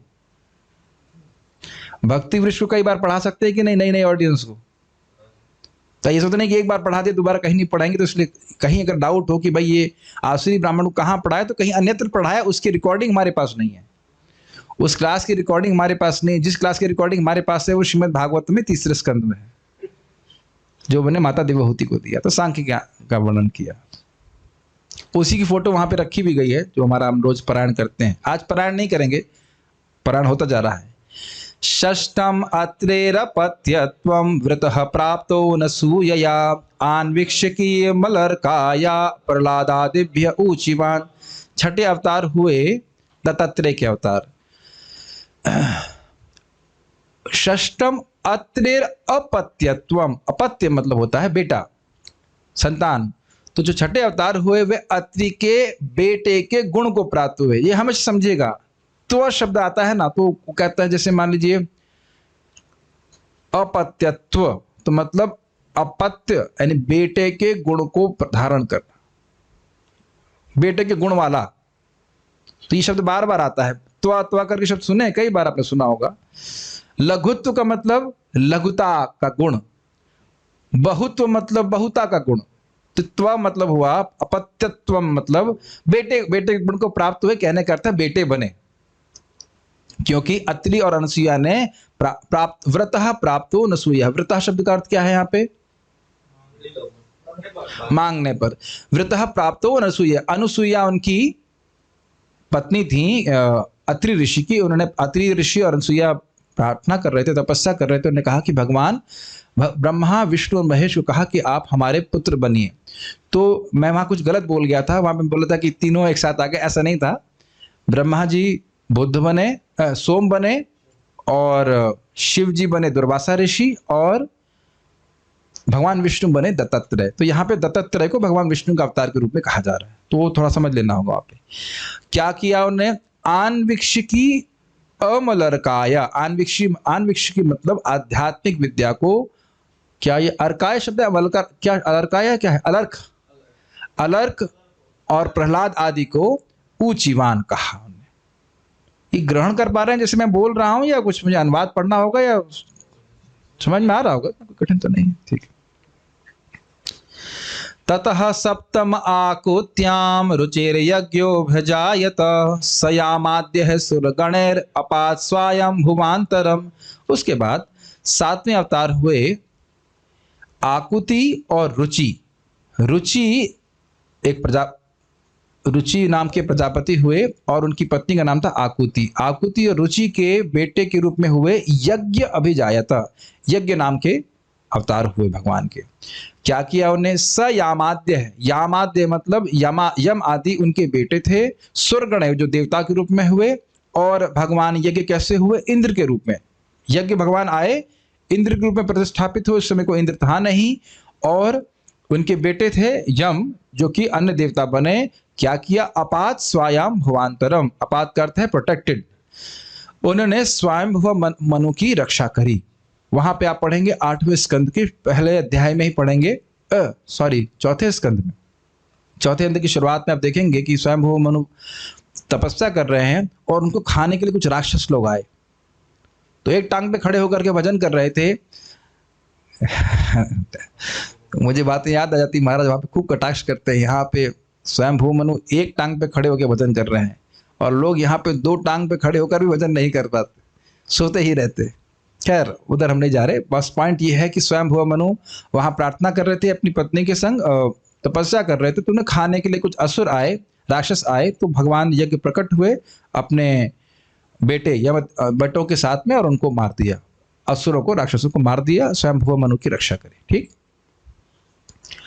अष्टमे मेरुदेव्यां तु नाभिर्जाता उरुक्रमः दर्शयन् वर्त्मधीराणां सर्व आश्रम नमस्कृतम। 8वें अवतार हुए मेरु देव्याम। तो तू शब्द का अर्थ है कि न धातु इति संबंध, न धातु संबंध इति अर्थ। मतलब कोई धातु संबंध नहीं सोचना चाहिए कि भगवान स्त्री पुरुष के संयोग से प्रकट हुए, अपितु अपनी स्वेच्छा से प्रकट हुए। मेरु देव्याम और नाभेर जाता उरुक्रम। उरुक्रम जिनका क्रम बहुत, क्रम मतलब पराक्रम बहुत अधिक है, उरु मतलब बहुत अधिक है, वो भगवान विष्णु मेरु देवी और महाराज नाभि के पुत्र के रूप में प्रकट हुए। क्लियर? पहली लाइन। क्या किया? दर्शयन वर्त्म धीराणाम। वर्त्म का मतलब होता है पथ को, दर्शन मतलब प्रदर्शित किया। किन्नों का पथ प्रदर्शित किया? धीराणाम, जो अपनी इंद्रियों को सीमित करने में पूरी तरह से समर्थ हैं, परमहंस लोग, जो सर्व आश्रम नमस्कृत हैं। आपको पता है कि ब्रह्मचारी, गृहस्थ, वानप्रस्थ, सन्यास, और सन्यास में भी कूटिचक, बहुदक, परिव्राजकाचार्य और परमहंस। तो परमहंस जो है वह सन्यास की पराकाष्ठा है। ठीक है। अब उन परमहंसों के लिए भी भगवान ने वर्तम प्रदर्शक गुरु हुए। वर्तम प्रदर्शक मतलब होता है पथ प्रदर्शन करने वाले हुए। परमहंस व्यक्ति को कैसा होना चाहिए, कैसा उसका आचरण होना चाहिए, यह भगवान ने सिखाया। समझ में आ रहा है? ठीक है। किन्होंने सिखाया? अरे ये तो बताना भूल गया, भगवान ऋषभ देव ने। ये तो भूल ही गया, नाम ही नहीं बताया, भगवान ऋषभ देव ने। और प्रत्यक्ष आप सुन सकते हो, भगवान ऋषभ देव जब बोल रहे हैं तो भरत महाराज अपने 100 भाइयों के साथ, 99 भाइयों के साथ श्रवण कर रहे हैं, और उनमें से ही 9 थे नव योगेंद्र। जो परमहंस वैष्णव थे, तो वह अपने पिता से मतलब भगवान ऋषभ देव से शिक्षा ग्रहण कर रहे थे। ओके, नवे अवतार। ऋषभिर्याचितो भेजे नवमं पार्थिवं वपुः दुग्धे मामौषधिर्विप्रास्तेनायं स उषत्तमः। नवमम मतलब नवे अवतार हुए। कौन से अवतार हुए? पृथु महाराज के रूप में। नवमम पार्थिवम, इधर आते, मैंने अभी भूख नहीं लग रही, सुबह हम प्रसाद पा लिए हैं। एक दो लोगों को खा लिया था मैंने कल सुबह सुबह, लेकिन अभी नहीं खा रहा हूँ स्टूडेंट्स। ऋषिभीर याचितो भेजे, भेजे मतलब ग्रहण किया, इज इट नॉट? एक्सेप्टेड। तो ऋषियों के द्वारा याचित होकर के भगवान ने पार्थिवम वपु अर्थात पृथु महाराज का रूप ग्रहण किया। अब इस कथा को आप जानते ही हैं, उनके पिताजी का नाम था वेण और वह भगवान विष्णु के विरोधी थे। गाय विष्णु को कौन पूजा करेगा, मेरी पूजा करो। तुम लोग मतलब ब्राह्मणों को बोला कि तुम लोग तो ऐसी स्त्री की तरह हो जो पति की सेवा ना करके जार पुरुष की सेवा करते हैं, मतलब अन्य पुरुष की सेवा करती है, ऐसे करके। तो जब मैंने इस प्रकार की बात बोली तो ब्राह्मण ने हुंकार से उनको मार दिया। तो जो मर गए तब कहा कि भाई दिक्कत ये हो गई कि राजा नहीं है, तो जो चोर डकैत बहुत बढ़ गए। तो फिर उन्होंने याचना करी, तो वो जो शरीर था वेण का उसको मंथन किया गया। तो पहले एक पापी पुरुष निकला, उसको कहते हैं निषाद, और उसके बाद उनका शरीर शुद्ध हो गया। तो उस शरीर के मंथन से पृथु महाराज प्रकट हुए और उनकी पत्नी अर्ची प्रकट हुई। तो पृथु महाराज भगवान विष्णु के अंश हैं और अर्ची माता जो है वो लक्ष्मी जी के अंश हैं। इस प्रकार से प्रकट हुए, इसलिए बोले ऋषिभीर याचितो भेजे, ऋषियों के द्वारा याचित होकर के उन्होंने स्वीकार किया पृथु महाराज का रूप। वपु मतलब शरीर, पृथु महाराज का शरीर। क्या किया? दुग्धे माम औषधिर विप्रास सतेनायम स उषत्तमः। तो उन्हें कहा इस पृथ्वी को, जो गाय के रूप में थी, इस पृथ्वी को उन्हें दोहन किया और औषधियां प्राप्त करी। औषधि के द्वारा उपलक्षण से जो जो वस्तु जिसको चाहिए थी वह बछड़े के बन के रूप में बन के आया और उन्होंने पृथ्वी से वो प्राप्त करी। क्योंकि जब वेड़ कार्य कर रहे थे तो वेड़ को इसने सारे यज्ञ बंद करा दिए थे, तो पृथ्वी माता कुछ दे नहीं रही थी, तो बहुत खाने का अभाव हो गया था। तो फिर वहां पे पृथु महाराज ने दोहन किया। और क्योंकि विप्रास का अर्थ है कि हे शौनक आदि ऋषि, आप जानते हैं इस बात को, और इस कारण से वह सबके लिए उषत्तमः मतलब कमनीयतम हुए। कमनीय का मतलब होता है बड़े ही प्रिय। हर वस्तु जिसको चाहिए थी पृथ्वी से वह उसको प्राप्त हुई, तो कमनीय होगा कि नहीं? जैसे हमारे सबसे कमनीय भक्त यहाँ पे कौन है? कर्णामृत प्रभु। यस, क्योंकि जो बढ़िया बढ़िया प्रसाद जिसे खाने को होता है वो मिल जाता है उसको, है कि नहीं? आज आप लोगों को महसूस हो ही रहा होगा फास्टिंग के बाद, मतलब जब 1 बजे आपको बढ़िया प्रसाद मिला, वाह वाह, उषत्तम, बहुत अच्छा है, कमनीय है। अभी भूख लग रही है? रखे हैं, ठीक है, वेरी गुड, ठीक है। तो तेना अयम स उषत्तम, इस कारण से जो अवतार था ये बहुत ही अच्छा हुआ। सभी को इस प्रकार से जो जो इच्छित वस्तुएं थी वो प्राप्त हुई। इनका डिटेल की चर्चा हम भागवत में करेंगे, हम तो केवल अभी एक ओवरव्यू कर रहे हैं यहाँ पे। रूपम स जगृहे मात्स्यम चाक्षुषो दधि संप्लवे नाव्यारोप्य मही मह्याम अपाद वैवस्वतम मनो। रूपम स जगृहे मासम, जगृहे मतलब स्वीकार किया, मात्स्य रूप यानी मत्स्य मछली का स्वरूप स्वीकार किया। कब किया? चाक्षुषो उदधि संप्लवे, जब चक्षुष मनवंतर के बाद उदधि मतलब प्रलय हुई। उदधि मतलब उदधि संप्लवे मतलब समुद्र की रूपी बाढ़ आ गई थी, तो भगवान ने मत्स्य का रूप धारण किया। क्या किया? नाव्य आरोप्य, नाव में आरोपित करके रख करके मही मह्याम, मही मह्याम का अर्थ प्रपात क्या लिए यहाँ पे? पृथ्वी जो डूब गई थी, सारे पृथ्वी। देखिए इंटरेस्टिंग बात है, प्रपात क्या अनुवाद लिए हैं? हाँ हाँ, तो जब अब ये 2 अर्थ हैं जिसको मैं वहां पर समझाना शायद भूल गया था। यहाँ लिखा है प्रभुपाद जी मही मह्याम, जो पृथ्वी डूब गई थी तो उसको नाव पे आरोपित किया, ये अर्थ नहीं है ना। जब पृथ्वी डूब गई, पहली बात समझिए, पृथ्वी डूब गई तो उससे पहले भगवान ने कहा कि सारे ऋषि मुनि जितने भी योनियों के बीच हैं उसको रख करके एक बोट आएगी और बोट पे रखो।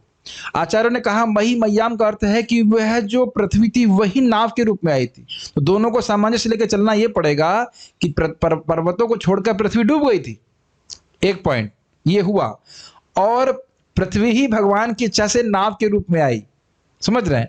और उसके ऊपर भगवान ने विभिन्न योनियों के जितने भी बीज हैं, और कुछ 7 ऋषि थे ना, 7 ऋषियों को लेकर के, और सत्यव्रत राजा उसमें वह उनको बैठा दिया, और फिर उसको खेते रहे। खेतना समझते हैं, मतलब उस मछली की एक सींग कह सकते हैं, सींग था, जिसमें वासुकी नाग के द्वारा वो बड़ी सी जो नाव थी वो बांध दी गई थी। उसको खेते रहे, खेते मतलब खींचते रहे इस प्रलय के जल में, और सत्यव्रत महाराज से वो बात करते रहे, प्रश्नोत्तर करते रहे। मछली बात कर रही थी। अब मछली कैसे बनी थी, कैसे रूप में आई थी, उसका वर्णन हम वहाँ पे डिटेल में कर चुके हैं, तो उसका वर्णन हम यहाँ नहीं कर रहे। लेकिन मछली के रूप में भगवान आए और अपाद वैवस्वतम मनु, और वैवस्वत मनु की रक्षा करी। ये भी रहस्यमय है। चाक्षुष मनवंतर में सत्यव्रत नाम के राजा हुए, जो आगे इस मनवंतर में वैवस्वत मनु बने हैं। तो उस समय वह सत्यव्रत राजा थे, तो उनकी रक्षा करी। तो इसलिए अब आप जिनको वैवस्वत मनु के नाम से जानते हो, उन्हीं की रक्षा भगवान ने करी थी मत्स्य स्वरूप में आकर। ठीक है, डिटेल्स तो संभव नहीं, बहुत सारी वहां पे चर्चा हुई थी। प्रलय का अर्थ क्या है, बीच में प्रलय कैसे आ गई, क्या हर मनवंतर के बाद प्रलय आती है, उसको आप रिकॉर्डिंग्स में श्रवण कर सकते हैं। अगले अवतार, सुराणाम मुदधेम मतनता मंदराचलम दध्रे कमठ रूपेणा पृष्ठ एकादशे विभु। सुर असुराणाम उदधिम मथनताम, सुर मतलब देवता और असुर मतलब असुर। उदधिम मतलब समुद्र का मंथन जब कर रहे थे, कैसे कर रहे थे, मंदराचल पर्वत के द्वारा। दध्रे कमठ रूपेणा, कमठ रूपेणा मतलब कछुए के रूप में। दध्रे का अर्थ स्वीकार किया, जितना हाँ धारण किया, सॉरी, दध्रे का अर्थ धारण किया, मंदराचल को धारण किया। किस रूप में, कमठ रूप में, यानी कि कच्छप रूप में। पृष्ठ मतलब पीठ पे, इज इट नॉट, अपनी पीठ के ऊपर मंदराचल को भगवान ने धारण किया, और ये भगवान के 11वें अवतार थे। कोई कहे ऐसे कैसे हो सकता है, तो कहते विभु, विभु अर्थात सर्वसमर्थ। और आपको याद है कई बार महाराज कमेंट करते हैं कि कोई व्यक्ति अपने आप को भगवान कहता है तो पहला टेस्ट ये करना है कि 1 टन का कुछ पर्वत नहीं कह सकते, 1 टन का पहाड़ लिया जाए और उसके ऊपर रखा जाए और खूब घर्षण किया जाए, तब देखें भाई उसको क्या लगता है। वो मर जाएगा तुरंत पहले ही दब के मर जाएगा। 1 टन बहुत होता है, 1 टन में मर जाएगा। तो ऐसे ही किसी को भगवान स्वीकार कर लेना, ये बहुत बड़ी मूर्खता है। आगे देखें, धान्वंतरम द्वादशमं त्रयोदशमेव च अपायत सुरान अन्यान मोहिन्या मोहयन स्त्रिया। 12वें अवतार हुए धन्वंतरी के, जो इस समुद्र मंथन के समय अमृत लेकर के प्रकट हुए थे। समुद्र से ही, क्षीर सागर से ही प्रकट हुए। और ये धन्वंतरी भगवान देवताओं के डॉक्टर हैं, ऐसे कह लीजिए, वैद्य हैं। 13वें अवतार हुए मोहिनी मूर्ति के। उन्होंने क्या किया, अपायत सुरान अन्यान, अपायत का अर्थ है पिलाया, इज इट नॉट। तो देवताओं को पिलाया, क्या पिलाया, अमृत पिलाया, और अन्यों को मोहित किया। अन्य मतलब देवताओं से जो अन्य थे, जो असुर थे, उनको मोहित कर दिया। किस रूप में, मोहयन स्त्रिया। कोई कहे मैं मान लीजिए, कोई वैसे कोई कहेगा नहीं, लेकिन मान लीजिए कोई कहे कि वह मोहिनी मूर्ति का अवतार है, तो पहले कहो कि तुम स्त्री पुरुष शरीर में कैसे हो, है कि नहीं, स्त्री रूप में दिखने चाहिए। तो इस प्रकार से उन्हें वहां मोहित किया। उसकी वो बहुत रुचिकर कथा है, उसको डिटेल में वहां पर फिर सुनेंगे, लेकिन अभी इतना याद कर लेते हैं उनको। चतुर्दशम नारसिंहम भिभ्रदैतेन्द्र मूर्जितम दधार करुजैर उराव एरकाम कटकृत यथा। 14वें अवतार हुए नरसिंह देव भगवान की जय। चतुर्दशम नारसिंहम, भगवान नरसिंह देव प्रकट हुए। भिभ्रत, विभ्रत का अर्थ क्या है प्रभुपाद, हाँ, विभ्रत मतलब प्रकट हुए नरसिंह के रूप में। दैतेन्द्र ऊर्जितम, दैतेन्द्रम ऊर्जितम, जो दैत्यों में इंद्र था, सर्वश्रेष्ठ दैत्य था। क्या नाम था उसका, श्री हिरण्यकशिपु। ऊर्जितम मतलब ऊर्जावान, महाशक्तिशाली था। ददार करुजैर उराव, ददार मतलब फाड़ दिया, है कि नहीं, फाड़ दिया। कैसे, करज हाथ से उत्पन्न, नाखूनों से। और उराव का क्या शब्द है यहाँ पे, हाँ, छाती, छाती, छाती को फाड़ दिया। कैसी छाती थी, एकदम शिला जैसी छाती थी उसकी, एक बात याद आ रही है, जो हम लोग नरसिंह आरती उसमें लिखे हैं, उसमें शीला की जगह शीला लिखा हुआ है, उसको चेंज करना होगा। शीला नहीं, वो शिला है, शेला टंग का खाला है। अर्थ चेंज हो जाता है। खैर वो तो चलो अलग बात है। तो उसकी शिला जैसी, जिस पे वज्र भी कार्य नहीं कर पाता था, उसको भगवान ने अपने हाथ से उत्पन्न नाखूनों से फाड़ दिया। उदाहरण दिया गया था हमने, जैसे वो थम्स अप की जो ऊपर ढक्कन होता है उसको आप नाखून से नहीं निकाल सकते, थम्स अप की बोतल को नहीं फाड़ सकते, तो बताइए ना अपने नाखून से, उसके लिए ओपनर चाहिए। तो आप समझ लीजिए नरसिंह देव भगवान कितने शक्तिशाली होंगे। ऑपरेशन कर दिया अंगूठा, सॉरी नाखून से ही। कैसे कर दिया, कह रहे एरकाम कटकृत यथा, जिस प्रकार से एक बढ़ई लकड़ी को फाड़ देता है, ऐसे कोई प्रयास नहीं करना पड़ता है। लकड़ी भी क्या, एरकाम मतलब एक गांठ रहित घास, हाड़ से एकदम फाड़ दिया उसको, उस अपने हाथ से, उसी प्रकार से भगवान ने कर दिया। तो भगवान की अद्भुत शक्ति को यहाँ पे प्रस्तुत किया जा रहा है। बार बार समझ रहे होंगे, स्वरूप लक्षण तथा रस लक्षण ग्रहण कर रहे हैं। और ये समझ लेना चाहिए कि भगवान केवल यही कार्य नहीं किए, और बहुत सारे कार्य किए, लेकिन ये कार्य भी किए। पंचदशम वामनकम कृत्वाद अगाध्वरम बलिहे पदत्रयम याचमानः प्रत्यादिश्रुत्रिपिष्टिपम। 15वें अवतार हुए भगवान वामन देव। वामनकम कृत्वा, वामन रूप को ग्रहण करके, अगाध अध्वरम बले, अध्वर मतलब होता है यज्ञ, तो यज्ञ स्थल पे, यज्ञ स्थल होना चाहिए, यज्ञ स्थल पे, बलि महाराज के यज्ञ स्थल पे अगाध वो पहुंचे। क्या किया, काय को पहुंचे, क्या कारण था, तो कह रहे हैं पदत्रयम याचमाना, 3 पदों की याचना करने के लिए। वह क्यों याचना करी, 3 पद की याचना करने की क्या जरूरत थी, तो कह रहे हैं प्रत्यादित्सु त्रिपिष्टिपम। त्रिपिष्टिपम का अर्थ है तीनों लोगों का राज्य, और प्रत्यादित्सु मतलब हो गया वापस लेने के लिए। मांग रहे हैं 3 पद, लेकिन इच्छा क्या है, तीनों लोगों का राज्य। तो ये अपने बड़े भाई इंद्र के लिए भगवान वामन देव इस प्रकार से बने। इस महाराज बोलते हैं जो श्रीपति हैं वह अपना हाथ फैला रहे हैं, दे दीजिए ना थोड़ा सा। 3 पद, एक्चुअली आप थोड़ा विचार करेंगे तो बहुत स्वीट लीला है कि नहीं। जो श्रीपति हैं, जिनका सब कुछ है, वो कह रहा है क्या आप मुझे 3 पद दे सकते हैं। कितना विनोद भी कर रहे हैं ना, किसी के पास जाए, कोई व्यक्ति जाए, मान लीजिए प्राइम मिनिस्टर के पास जाए, कहे मुझे आप 4 चवन्नी दे सकते हैं, बस देखेगा क्या भाई क्या हो गया तुमको, 3 चवन्नी, 3 चवन्नी क्या मतलब हुआ। लेकिन उसके मन में इच्छा हो कि भाई जितना भी रिजर्व बैंक का पैसा वो सब खींच लूं। ऐसी योजना करके आए। तो आप देखिए छल करने में भी भगवान सर्वश्रेष्ठ है। कोई कल्पना भी नहीं कर सकता ना कि 3 पद मांग करके पूरी ब्रह्मांड को नाप देंगे। इसका अर्थ क्या होता है जरा विचार कीजिए। खैर अभी हम यहाँ मनन करने बैठेंगे तो फिर फ्लो रुक जाएगा, इसलिए हम मनन वहां पे करेंगे जब हम वहां पहुंचेंगे। अवतारे षोडश में पश्यन् ब्रह्म द्रुहो नृपान त्रिसप्तकृत वह कुपितो निशत्राम करोन्महीम। 16वें अवतार, षोडश में मतलब 16वें अवतार हुए भगवान परशुराम के। क्यों अवतार हुए, कहते हैं पश्यन् ब्रह्म द्रुहो नृपान। नृप मतलब राजा। तुमने देखा कि राजा लोग जो हैं, पश्यन् देखा, ब्राह्मणों का द्रोह कर रहे। उनके पिता जामदग्नि ब्राह्मण थे, तो उनके प्रतिद्रोह कर रहे थे कार्तवीर्य अर्जुन, और उनके कितने बेटे थे मुझे याद नहीं, लेकिन बहुत सारे बेटे थे, वो सब द्रोह कर रहे थे। तो कुपिता, वो क्रोधित हुए, और त्रिसप्त कृतवः, त्रिसप्त मतलब 7 को 3 बार, यानी 21 बार निशत्राम करोन महीन, 21 बार उनने पृथ्वी को क्षत्रियों से शून्य कर दिया। ठीक है, ओके। ततः सप्तदशे जातः सत्यवत्यां पराशरात् चक्रे वेदतरहो शाखा दृष्ट्वा पुंसोऽल्पमेधसः। उसके बाद 17वें अवतार हुए जातः सत्यवतां पराशरात्।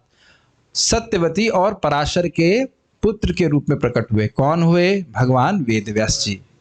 चक्रे मतलब किया, क्या किया, वेद तरह शाखा, वेद रूपी तरु की, वेद रूपी पेड़ की, कल्पतरु की शाखा करी, विभिन्न शाखाएं करी। पहले एक वेद था, उसको 4 भाग में किया, फिर उपनिषद पुराण इत्यादि किए। क्यों किया, दृष्टवा देख करके, पुंसो अल्पमेधसा, देखा कि इंसानों की बुद्धि बहुत कम हो गई, वह वेद के प्रयोजन को नहीं समझ सकते हैं, इसलिए वेदों को अलग अलग रूप से समझाया गया, पुराण के रूप द्वारा, उपनिषद के द्वारा, ताकि वेद का प्रयोजन व्यक्ति समझ सके। महाभारत इत्यादि भी, इसको भी आप 4थे अध्याय में भी श्रवण करने वाले हो।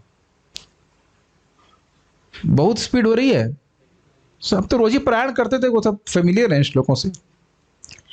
नरदेवत्वमापन्नः सुरकार्य चिकीर्षया समुद्र निग्रहादीनि चक्रे वीर्याण्यतः परम। भगवान श्री राम की जय। नर देवत्व, फिर देखिए त्व शब्द आ रहा है, मतलब नर देव के रूप में उसके गुण को ग्रहण करके आपन्ना स्वीकार किया, सूर्य कार्य चिकीर्षया देवताओं के कार्य को करने के लिए, देवताओं की कार्य की इच्छा, कार्य को पूर्ण करने की इच्छा से युक्त होकर किया। क्या क्या कार्य किए? समुद्र निग्रहादि, समुद्र के निग्रह आदि, यानी समुद्र का निग्रह किया। भगवान राम ने बनाया था ना राम समुद्र के ऊपर सेतु, और आदि मतलब और भी महान महान कार्य किए। तो समुद्र निग्रह एक बोल रहे हैं, उससे उपलक्षण से अन्य कार्य भी भगवान के समझ लेने होंगे। चक्रे मतलब किए, और वीर्याणतः परम मतलब भगवान का जो वीर्य है, वो शक्ति, वो अत्यधिक है। ध्यान देना हो कि भगवान श्री राम क्षीरोदकशायी विष्णु के विस्तार नहीं है, वह सीधे आध्यात्मिक जगत से इस जगत में प्रकट होते हैं। भगवान श्री राम, भगवान नरसिंह और भगवान श्री कृष्ण, बलराम जी भी ऑब्वियसली, तो वह क्षीरोदकशायी विष्णु के अवतार नहीं। आगे पढ़ते हैं। क्लास कब समाप्त होगी? जब यह अध्याय पूरा होगा। अरे प्रभु जी सुबह से भूखे हैं। हाँ तो प्रसाद दोपहर में तो मिल गया ना। एकोनविंशे विंशति में विष्णुषु प्राप्य जन्मनि रामकृष्णाविति भुवो भगवान हरद भरम।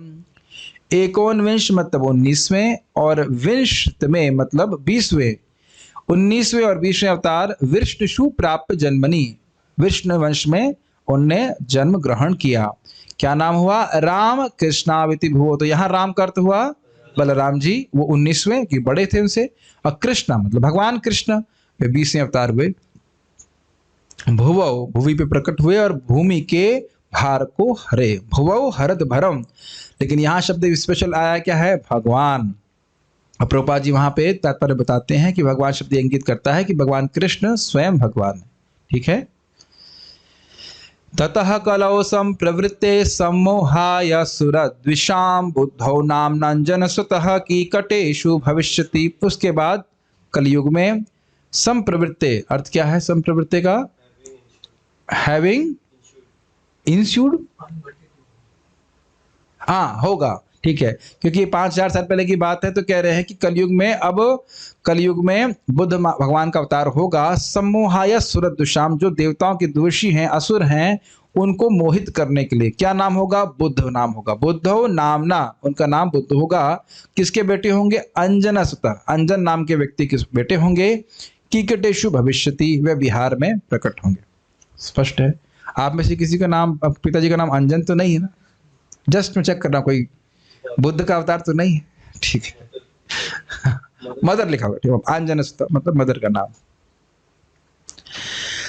अथासौ युग संध्यायां दस्यु प्रायेषु राजसु जनिता विष्णु यशसो नामना कलकिर जगतपति।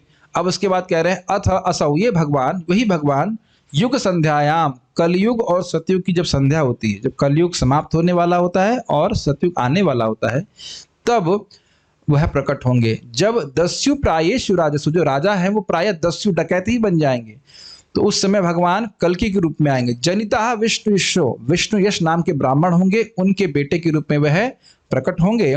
नामना कलकिर जगतपति, उनका नाम होगा कल्कि, और भगवान जगत के स्वामी होंगे और उन सबको मार के ठंडा कर देंगे।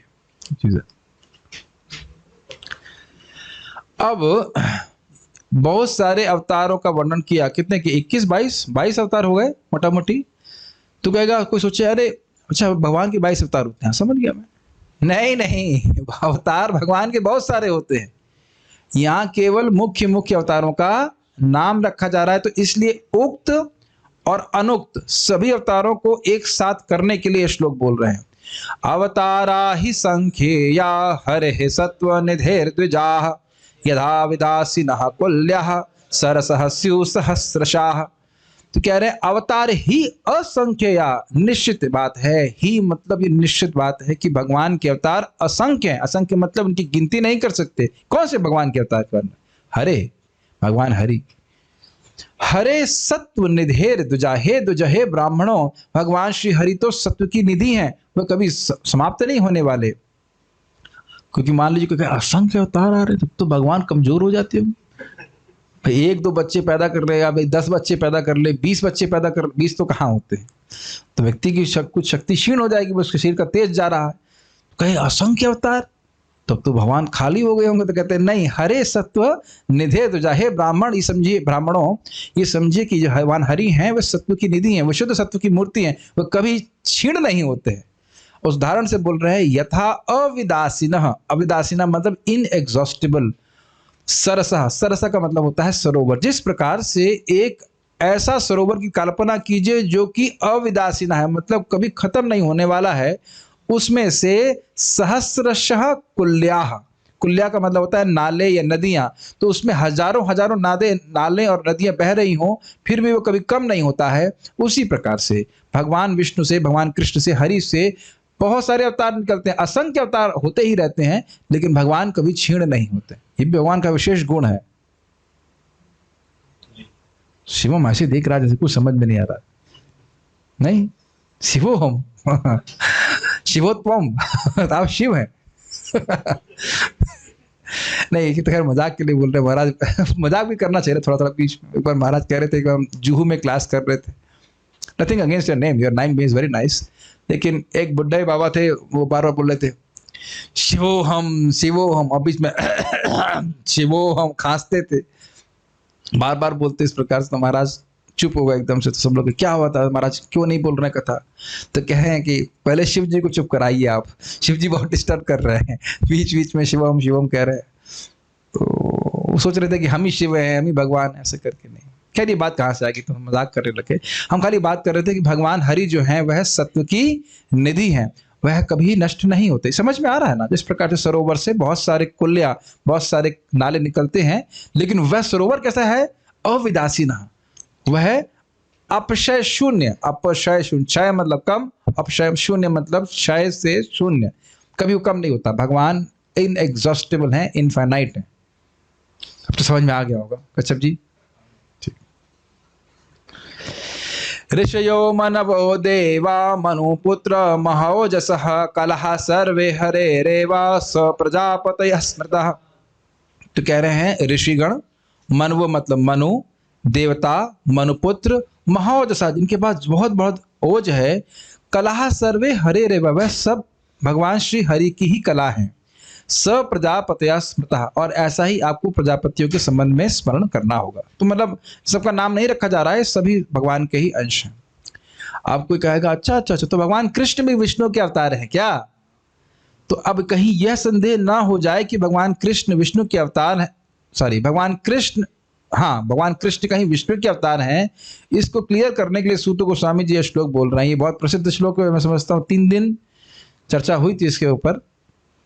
तो सभी लोग मेरे संग बोलिए, एते चांश कलह पुंसः कृष्णस्तु भगवान स्वयं इंद्रारि व्याकुलम लोकम मृडयन्ति युगे युगे। एते, एते मतलब जिन अवतारों का नाम आपने सुना, और चा मतलब जिनका मैंने नाम नहीं ग्रहण किया, नहीं बोला। एते चा अंश कलह पुंसा, या तो वह भगवान पुंसा मतलब यहाँ पे क्षीरोदकशय विष्णु।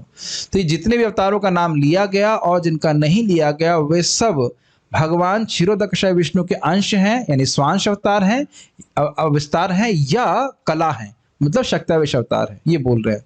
कृष्णस्तु भगवान स्वयं, लेकिन भगवान कृष्ण तो स्वयं भगवान है, अर्थात उनकी भगवत्ता किसी अन्य भगवत स्वरूप पर आश्रित नहीं होती।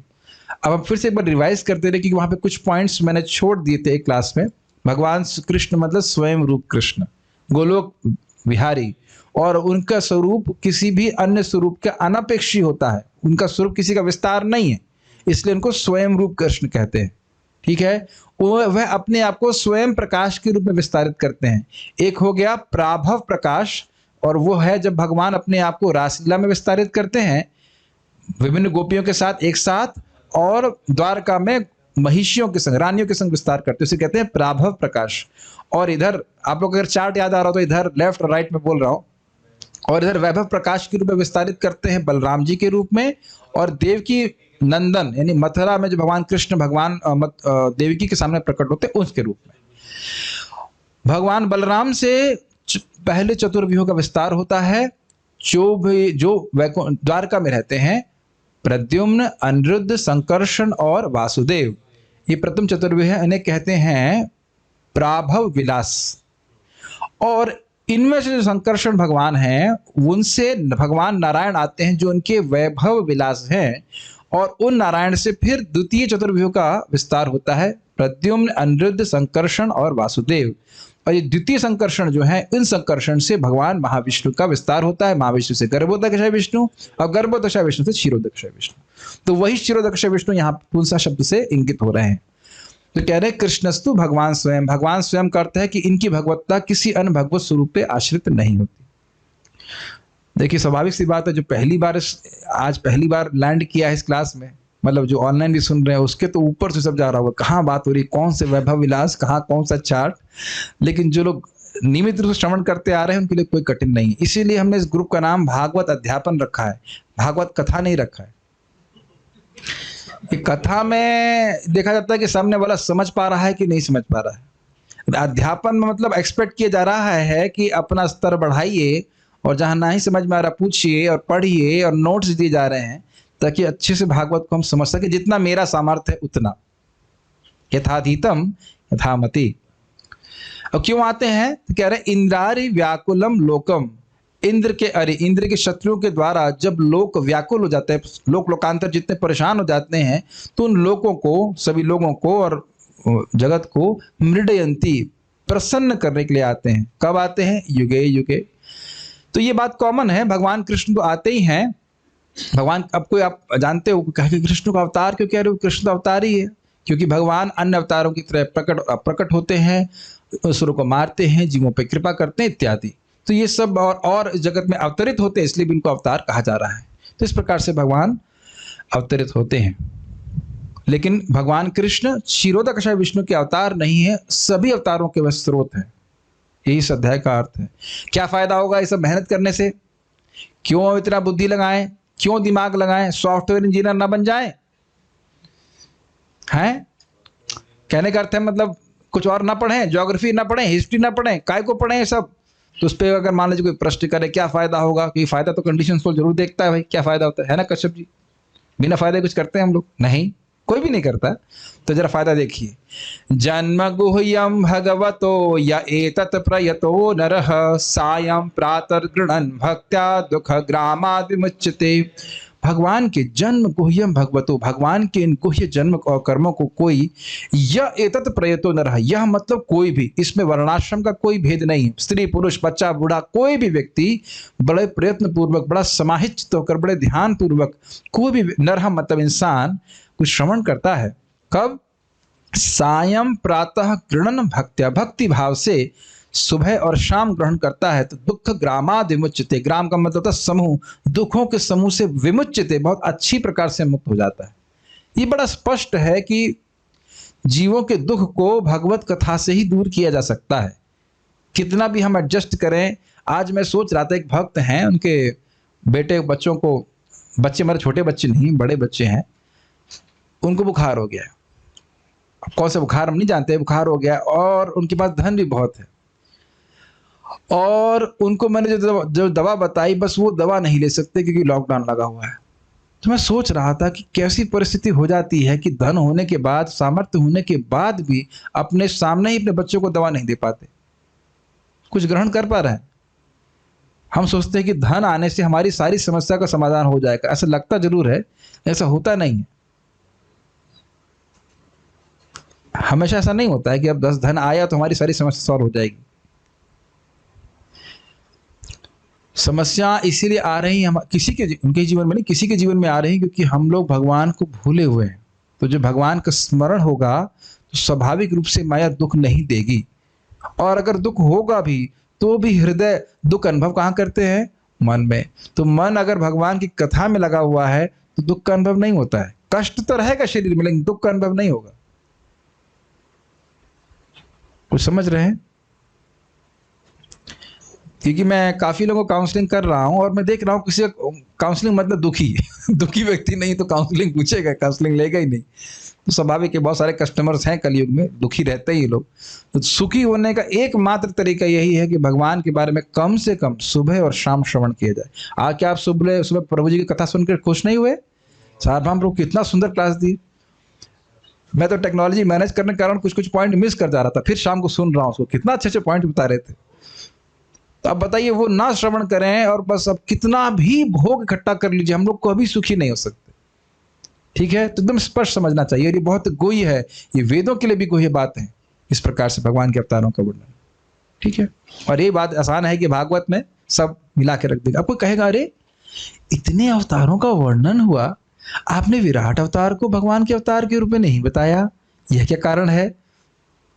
जरा सोचिए, देखिए, एतद रूपम भगवतो ही रूपस्य चिदात्मनः माया गुणैर्विरचितम महदादिभिरात्मनि। एतद रूपम भगवतो ही अरूपस्य चिदात्मनः। अरूपस्य, ये भगवान जो हैं, भगवान विष्णु जो हैं, इनका रूप कैसा है? प्राकृत रूप शून्य, यह है अरूप का अर्थ। उनका कोई भौतिक स्वरूप नहीं है। अब तो समझ गए होंगे, कई बार बताया गया। चिदात्मना मतलब सच्चिदानंद स्वरूप में है वो।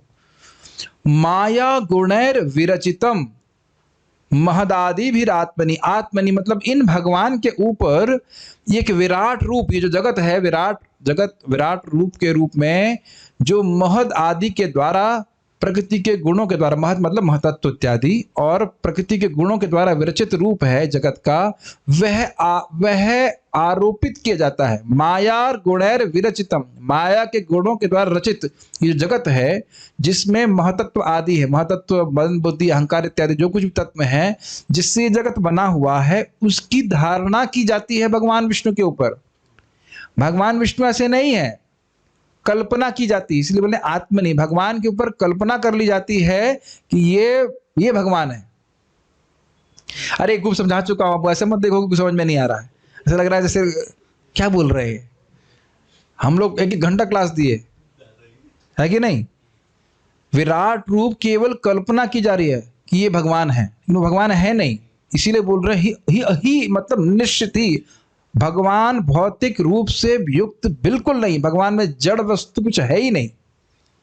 ठीक है, तो इसलिए विराट रूप को भगवान के अन्य अवतारों में नहीं रखा गया, क्योंकि भगवान के अन्य अवतार जो हैं वो सच्चिदानंद हैं, लेकिन भगवान का ये जो विराट रूप की कल्पना की जा रही है वो भौतिक है, इसलिए नहीं रखा गया। क्लियर? और इस विराट रूप के ऊपर ध्यान भी नहीं करना पड़ेगा। तो ये स्थूल विराट रूप के बारे में वर्णन हो रहा है। अब उसके बाद एक सूक्ष्म इसके उदाहरण दे रहे हैं, और इसको अब यहां भी आप समझ सकते हो। जैसे मेरे को आप देख नहीं रहे हो, आत्मा के ऊपर ये आरोपण है, ये स्थूल शरीर और एक सूक्ष्म शरीर, मन बुद्धि और अहंकार वाला, तो दोनों ही आत्मा से संबंधित नहीं है, एक आरोपण है। तो उसी प्रकार से लोग मानने लगते हैं कि जगत है यही भगवान है, लेकिन जगत भगवान नहीं है, भगवान की शक्ति है। क्लियर? अब इसको एक उदाहरण से बता रहे हैं। यथा नभसि मेघौ घो रेणुर्वा पार्थिवो नीले एवं दृष्टरिदृश्यत्वम आरोपितम अबुद्धिभी। कह रहे जिस प्रकार से नभसि मेघ औघ, मेघ अघ, मेघ का समूह, मेघ के समूह को हम आकाश पे आरोपित करते हैं। शिवम प्रभु आकाश कहाँ है? हाँ, अब तो बुद्धिमान हो गए, अब यह बुद्धि भी नहीं है, अब ये सुबुद्धि भी है। तो इनसे पूछा जाए कि आकाश कहाँ है? प्रदीप, आकाश कहाँ है? कहाँ पे? ऊपर है। अभी थोड़ा समझ नहीं पाए, तो प्रदीप को पूछा मैंने, आकाश कहाँ है? हमारे दूसरे हल्द्वानी वाले प्रभु जी का नाम क्या है? प्रभु जी नाम भूल गया मैं, प्रभु जी। हाँ हाँ, दीनबंधु प्रभु, दीनबंधु 2। हाँ, तो ये बताइए आकाश कहाँ है प्रभु जी? आकाश कहाँ है? आकाश, आकाश कहाँ होता है? हाँ, आकाश नहीं समझते हैं? आकाश कहाँ है? क्या कह रहे हैं? सर्वत्र। ये भी बुद्धिमान है, ठीक है, समझ गए। तो प्रदीप प्रभु ने स्वाभाविक रूप से कहा कि आकाश ऊपर है, लेकिन आकाश सब जगह है, लेकिन मेघ का समूह देखकर हम लोग कहते हैं वो आकाश है ऊपर। आकाश ऊपर ही नहीं, सब जगह है। तो यानी कि मेघ के गुण का आरोपण हम आकाश की पहचान बादलों से कर रहे हैं, जबकि बादल एकदम पृथक वस्तु है और आकाश बिल्कुल अलग वस्तु है। समझ रहे हैं? दूसरा उदाहरण दे रहे हैं, रेणुर्वा पार्थिवो अनिले। रेणु मतलब समझ रहे हैं कण, और पार्थिव मतलब पृथ्वी, पृथ्वी के कण, अनिले मतलब वायु। वायु नहीं दिखाई पड़ती है, लेकिन जब धूल को उड़ा के चलती है तो धूल दिखती है हमको उड़ते हुए, तो कहते हैं देखो देखो आंधी कितना तेज चल रही है, देखो आंधी कितना तेज चल रही है। आंधी दिखती है? कश्यप जी दिखती है आपको? नहीं दिखती है। क्या दिख रहा है? प्रभाव दिख रहा है। और दिख क्या रहे हैं आंखों को? धूल उड़ती हुई दिख रही है। कहते हैं आज वायु बड़ी गंदी हो गई। वायु कुछ गंदी नहीं हुई, केवल धूल उड़ रही है। समझ रहे हैं? तो जिस प्रकार से धूल को हम वायु पे आरोपित कर देते हैं या मेघ को आकाश पे आरोपित करते हैं, इस प्रकार से एवं इस प्रकार से दृष्टरि दृश्यत्वम, जो दृष्टरि जो देखने वाले हैं, भगवान दृष्टा हैं, उनके ऊपर दृश्यत्व का आरोप होता है। जो जगत दिख रहा है उसका आरोप होता है। यहां पे एक बात ध्यान देने वाली होगी कि विराट रूपी जगत दिख रहा है, इस कारण से उदाहरण दिया जा रहा है। सूक्ष्म रूप की धारणा जो करते हैं विराट रूप की, वो दिखाई नहीं पड़ती, इसलिए वो यह धारण वहां नहीं सेट होगा।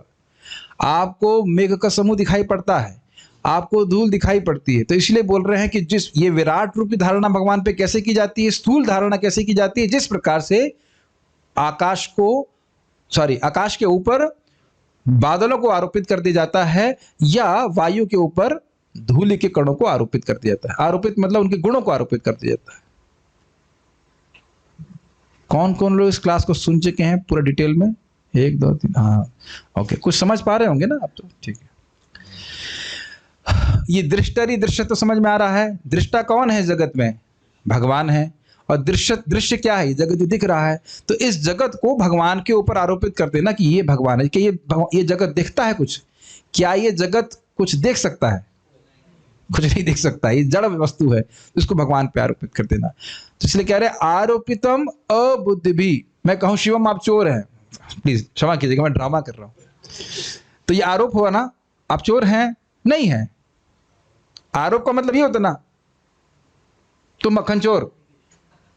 घबरा गए होंगे, मैं थोड़ा मजाक कर रहा हूँ, प्लीज। तो आरोप का मतलब समझ रहे हैं? प्लीज क्षमा कीजिएगा, आप लोग वैष्णव है, मैं खाली मजाक कर रहा हूँ कि ये आरोप समझ रहे हैं ना, है नहीं ऐसा कुछ, लेकिन आरोपण किया जा रहा है ये वस्तु इस प्रकार से। तो इसीलिए बाकी सुखदेव गोस्वामी कहेंगे नहीं, इन रूपों की धारणा विचार भगवान को भक्तों को नहीं करना चाहिए। ये जो स्थूल धारणा है कि जगत को देखकर भगवान का स्मरण करने का प्रयास, ये बहुत निम्न कोटि के योगियों के लिए है। भक्तों को इस प्रकार की धारणा करने की जरूरत नहीं है। आप लोगों को मैं क्षमा चाहता हूँ, मजाक तो समझते हैं मेरा, आप मुश्किल से कोई श्रोता मिलते हैं, गुस्सा हो गए तो दिक्कत हो जाएगी। खाली मजाक कर रहे थे।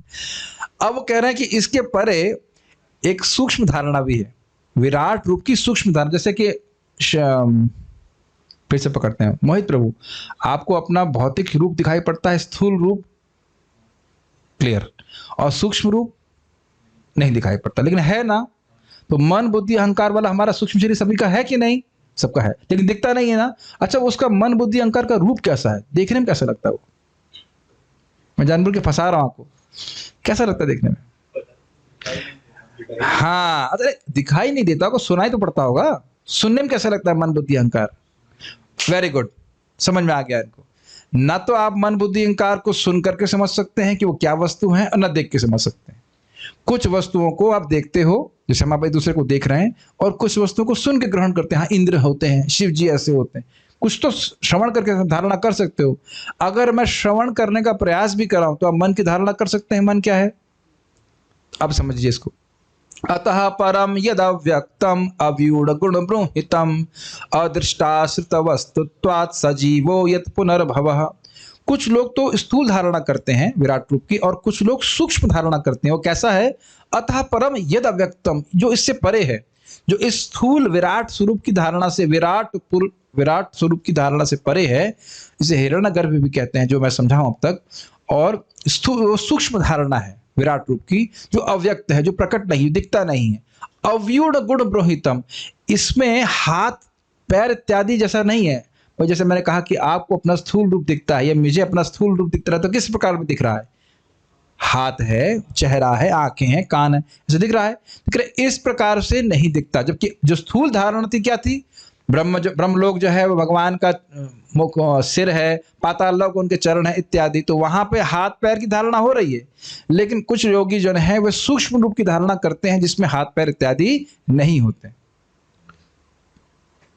नहीं समझा रहे? अब उसको उदाहरण दे रहे क्या? अदृष्ट अश्रुत वस्तुत्वात्, जैसे कोई वस्तु अदृष्ट और अश्रुत होती है, जिसको कभी देखा नहीं जा सकता और सुन के भी नहीं समझा जा सकता। उसका उदाहरण मैंने आपको दिया। देख तो नहीं पा रहे हैं, जैसे हम अभी देख रहे हैं, वस्तु नहीं दिख रही है, और हमारे मन बुद्धि अहंकार को, सूक्ष्म शरीर को सुन करके भी नहीं समझ सकते। सुन करके समझ सकते हैं लेकिन सुन करके देख नहीं सकते, कुछ धारणा नहीं कर सकते। तो कह रहे सजीवो यद पुनर्भवारे, भाई जब देख नहीं सकते, जब आप उसको सुन नहीं सकते तो उसका प्रमाण क्या है? तो कह रहे सजीवो। तो यहां पे जीव का अर्थ है जीव की उपाधि, वह लिंग शरीर या सूक्ष्म शरीर जिसके कारण यत पुनर्भव, जिसके कारण बार बार जीव का जन्म होता है। तो यहाँ पे जीव की बात कहां से आ गई? कह रहे जिस प्रकार से जीव का एक सूक्ष्म शरीर होता है कि नहीं? बुद्धि है कि नहीं आपके पास? वही कुछ भी कहते हैं, उंगली है नहीं, उंगली तो कट गई, कहे बुद्धि नहीं है, बुद्धि कैसे नहीं है? बुद्धि है हमारे पास। तो मन बुद्धि अहंकार है कि नहीं? हमारा है। और उसको ना हम देख सकते हैं और ना हम समझ करके हमें दिखाई पड़ता कि सॉरी श्रवण करके दिखाई पड़ने लग जाए, वैसा भी नहीं है। लेकिन इसी कारण बार बार जन्म हो रहा है, ये तो आप समझते हो। पिछले जन्म की वासनाएं, उस कारण से ये जन्म प्राप्त हुआ है, फिर ये जो जन्म की वासनाएं रहेंगी वो दोबारा जन्म प्राप्त होगा। तो ये प्रमाण है कि यह सूक्ष्म शरीर होता है। तो उसी प्रकार से कह रहे हैं कि जैसे जीव का सूक्ष्म शरीर होता है, उसी प्रकार से एक सूक्ष्म धारणा विराट पुरुष की होती है और उस पर कुछ लोग ध्यान करते हैं, लेकिन दोनों ही स्थूल और सूक्ष्म धारणाएं भक्तों के लिए नहीं है। इसलिए विराट पुरुष को अवतारों में ग्रहण नहीं किया गया। ओके, फ्लो में है या सब लोग का भी माइंड ऑफ हो रहा है? होने दो, मैं यहां कृपा करने थोड़ा आया हूं, दया नहीं कर रहे हैं यहाँ पे। यत्रे में सद सद रूपे प्रतिषिद्धे संविदा अविद्यात्मनि कृते इति तद ब्रह्म दर्शनम। अब ये बता रहा है कि कब व्यक्ति को भगवान का दर्शन प्राप्त होगा। ये बहुत इंपॉर्टेंट श्लोक है। यत्र इमे सद असद रूपे, ये जो स्थूल और सूक्ष्म शरीर हैं जो कि हमारे ऊपर आरोपित है, आप समझ लेना चाहिए। हम भगवान पे तो नहीं है, हम पर हैं, हम पर आरोपित है स्थूल शरीर और सूक्ष्म शरीर। यत्र इमे सदसद रूपे, ये जो स्थूल सूक्ष्म शरीर हैं, प्रतिषिद्धे संविदा, स्वसंविदा मतलब अपने आत्म साक्षात्कार के द्वारा, भगवान की बढ़ी हुई भक्ति के द्वारा। प्रतिषिद्धे, जब इनसे जीव अपने आप को अलग कर लेता है, अपने स्थूल शरीर और सूक्ष्म शरीर के आवरण से वो अनावृत हो जाता है। जो अविद्यात्मनि कृते, जो भगवान की अविद्या शक्ति, माया शक्ति के द्वारा उसके ऊपर रचना की गई है, इति तद ब्रह्म दर्शनम, तब वह भगवान का दर्शन कर पाता है। मैं केवल अनुवाद ही कर रहा हूं यहाँ पे, इसकी व्याख्या हमने बड़ी मेहनत से करी थी। उस थोड़ी सी मेहनत स्टूडेंट्स को भी करनी होती है कि थोड़ी सी तो करनी होती, थोड़ी नहीं 75%, 25% केवल टीचर करता है, बाकी सारा काम पठन, निध्यासनम, मनन, ये तीन चीजें जो हैं स्टूडेंट को करनी होती। लेकिन महत्व समझेंगे तो श्रवण कर समझेंगे। यदेशो परता देवी माया वैशारदी मति संपन्न एवति विदुर महिम्ने स्वे महीयते। अब कोई कहेगा कि भाई अविद्या माया जब है यहाँ पे इस जगत में, तो जगत तो माया के द्वारा रचित है, और आप कह रहे हो अविद्या भी है, तो अविद्या माया ने रचा हुआ है, तो भरी माया कैसे छोड़ देगी जीव को? कैसे भगवान का दर्शन होगा? तो कह रहे यद एषा उपरता देवी, जब ये देवी माया, देवी माया भगवान की माया उपरत होती, उपरत मतलब शांत होती है। वैशारदी मति, अब वैशारदी मति जो है कई कई अर्थ में आया था, एक अर्थ बता रहा हूं। वैशारदी मति का मतलब है भगवान जो बड़े एक्सपर्ट हैं, भगवान में अगर जब इच्छा होती है कि यह जीव मुझको देखे, तब ये माया उपरत होती है। कुछ समझ रहे हैं? एक अर्थ दिया था। दूसरा अर्थ क्या था कि भगवान की जब कृपा होती है तो जीव भगवान का स्मरण करता है। दोनों ही ऐसी विशारद मति, विशारद का मतलब समझे थे, विशारद मतलब एक्सपर्ट। तो भगवान अपने भक्तों के आध्यात्मिक विकास कैसे हो उसे करने में बड़े एक्सपर्ट हैं। तो जब कोई व्यक्ति भजन में लगता है तो भगवान अपनी विशारद मति से उस पर कृपा करते हैं, माया उपरत करा देते हैं। भगवान की कृपा से माया उपरत होती, समझ लेना होगा। समझ रहे हैं? संपन्न एवति विदुः, विदुः मतलब यहाँ पे एक्सपर्ट्स है ना, हाँ, बिंग कॉन्ग्लिजेंट, सॉरी। तो भगवान को तब वो समझ पाता है। संपन्न, संपन्न समझते हैं आप? संपन्न का अर्थ क्या होता है बताइए हिंदी में? समृद्ध, संपन्न, युक्त, परिपूर्ण। हाँ, तो संपन्न एवेति विदुर महिम्ने स्वे महीवेते। तो ऐसा व्यक्ति अपनी महिमा में स्थित होता है, आत्म साक्षात्कार में स्थित हो जाता है, वह पूजनीय हो जाता है। क्यों? क्योंकि वह भगवान को समझ पा रहा है। समझ रहे हैं ना? भगवान की कृपा होती है तो माया उपरत होती है, शांत होती है, तब वह भगवान को समझ पाता है। अन्यथा भगवान को समझने की कोई तरीका नहीं है। और भगवान कब कृपा करते हैं? जब हम भक्ति करते हैं। एवं जन्मानि कर्माणि हि कर्तुरजनस्य च वर्णयन्ति स्म कवयो वेद गुह्यान हृतपते। आपको कहे कि भाई सभी लोग भगवान का फिर वर्णन क्यों नहीं कर रहे? इतनी बढ़िया वस्तु है, भगवान का वर्णन करने से, कथा श्रवण करने से माया खत्म हो जाती है। तो कहते हैं एवं जन्मानि कर्माणि ही अकर्तुर अजनस्य च। ये जो भगवान के जन्म और कर्म हैं, जो ही मतलब निश्चित रूप से जो अकर्ता है, जो उन्हें कुछ करने की आवश्यकता नहीं है, अजनस्य जो कभी जन्म नहीं लेते, यानी कि जीव की तरह कर्म बंधन से युक्त होकर जन्म नहीं लेते, जीव की तरह किसी आवश्यकता में पढ़कर कर्म नहीं लगते। क्यों भाई? आप मेहनत कर, मैं हमेशा पकड़ता हूँ शिवम प्रभु को, लेकिन कौन कौन लोग नौकरी करते हैं? जरा उनको हाथ खड़ा करेंगे। 1 2 3 4 5 लोग हैं। तो आप लोग अपनी लीला के अनुसार लीला से, स्वेच्छा से, लीला परायण होकर के नौकरी कर रहे हैं या कुछ आवश्यकता के कारण कर रहे हैं? मान लीजिए आपके पास 50 करोड़ होते, भगवान करे हो आपके पास, फिर आप कुछ डोनेशन मंदिर में दे सकते हैं, तब भी आप नौकरी करते? तब भी करते? अरे तब तो दुओ फिर तब तो नहीं करते। सोचने लगे अच्छा ऐसा है क्या, ऐसे आशीर्वाद देने वाले साधु तो हमें चाहिए। मेरे पास ऐसा देने की शक्ति भी नहीं है, ना पैसे हैं। लेकिन मान लीजिए इतने पैसे होंगे तो व्यक्ति कौन काम करेगा? लेकिन मूर्खता, ऐसे मूर्ख होते हैं जो 100 करोड़ होने के बाद भी काम करते रहते हैं, काम करने का उनको वो रहता है। आप लोग लेकिन आवश्यकता है कि नहीं? भाई दुनिया में क्यों आदमी नौकरी करेगा, आवश्यकता नहीं हो? क्लियर है कि नहीं? ये सुनील नहीं दिख रखा है, वो चले गए। अच्छा चलो ठीक। कह रहे हैं ही कर्तुर मतलब भगवान को इस जगत में कुछ भी करने की आवश्यकता नहीं। कितने अद्भुत है ना। कभी आप सोचिए भाई, चलो अपने धाम में कुछ करने की आवश्यकता नहीं, घर में तो आदमी काम नहीं करता है, लेकिन जब बाहर आएगा तो काम करना पड़ेगा ना। जब यहाँ पे आएंगे तब तो कुछ करना होगा। देखो कितनी मेहनत कर रहे हैं, महाभारत के युद्ध करा रहे हैं, ये कर रहे हैं, वो कर रहे हैं। ये बहुत अद्भुत बात है। जब कुछ नहीं करना है तब भी कर्म कर रहे हैं। जब बंधन में नहीं है जीव की तरह जन्म लेने के लिए, तब भी जन्म ले रहे हैं। और ये मत समझिएगा कि सामान्य लोगों को ये बात समझ में आती है।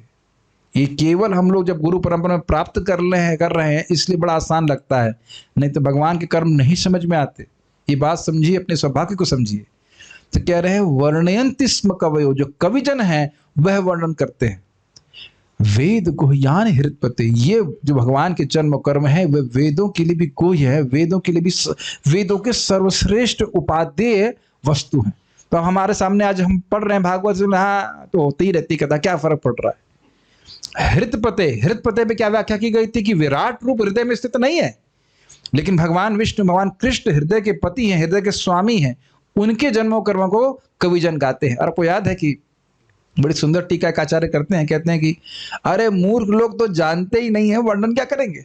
इसीलिए कह रहे हैं कवि, जो कवि हैं, जो ज्ञानी हैं, जो वेद के तात्पर्य को जानते हैं वह वर्णन करते हैं। जैसे नारद जी, शिव जी, ब्रह्मा जी लगातार वो ग्रहण करते ही रहते हैं। ठीक है, बहुत कोई बात है। It's not an ordinary thing that you are sitting in Bhagavatam class. ये कोई आसान बात नहीं कि हम भागवत चर्चा में बैठे हैं। बहुत बहुत रेयर है, तपस्या है। अब उसका अर्थ क्या है मुझे नहीं पता, लेकिन आज एक भक्त बता रहे थे कि पहले भुवनेश्वर मंदिर में भक्तों को खूब, जो ज्वाइन करता था उससे खूब काम कराते थे। मैंने कहा मैं तो ज़्यादा काम नहीं कराता हूँ, बस ये बोल के रखा कि क्लास में आना होगा। अब इसमें वो टिक गया तो टिक गया, और नहीं तो वो पार हो जाएगा मतलब चला जाएगा। और इसीलिए मैं ना यहाँ क्लासेस बेसिक लेवल की करता भी नहीं हूँ, क्योंकि लोग, इतने लोग आया राम और कुछ लोग गया राम होते हैं कि अब वही कराता रहूँगा तो मैं पूरी जिंदगी में भक्ति वृष्टि बढ़ाता रहूँगा। तो वो व्यक्ति को पिकअप करना पड़ेगा, मेहनत करनी पड़ेगी इस मामले में। और प्रायः पता इसमें लोग आलस करते हैं। काम करना बड़ा आसान होता है और करना भी चाहिए, भगवान की सेवा करना चाहिए, लेकिन सेवाओं का फल है, the fruit of our service is our inclination to hear about Krishna. Please remember this beautiful statement by Vaishnav. आपकी सेवाओं का फल ये है कि कृष्ण कथा श्रवण करने में रुचि हो। तो सुन ही चुके हैं ना, धर्मः स्वनुष्ठितः पुंसं विश्वक्सेन कथासु यः नोत्पादे यदि रति श्रमये वही केवलम। बहुत कुछ धर्म कर्म कर रहे हैं, भगवान कृष्ण के बारे में श्रवण करने को नहीं इच्छा है तो फिर वो व्यर्थ है। इसलिए खूब प्रचुर मात्रा में करना चाहिए, खूब प्रचुर मात्रा में करना चाहिए। आज अच्छा लगा प्रभु जी जब प्रवचन कर रहे थे तो भक्त लोग बोले प्रभु जी तृप्त नहीं हुए। ऐसा ही ये जब आने लग जाए तब हमको समझना चाहिए कि हमारी भक्ति बढ़ रही है। भगवान के धाम वापस जाने के लिए पहली योग्यता है भगवान के बारे में श्रवण करने का प्रचुर आग्रह। आग्रह मतलब ईगरनेस।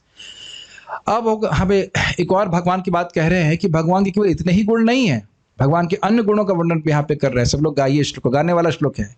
स वा इदं विश्वम् अमोघलीलः सृजत्यवत्यति न सज्जतेऽस्मिन् भूतेषु चान्तर्हित आत्मतन्त्रः षड्वर्गिकं जिघ्रति षड्गुणेशः। स वा वो भगवान, इदम इस विश्व की, इदम विश्व इस विश्व की अमोघ लीला करते हैं। अमोघ लीला मतलब इस अमोघ मतलब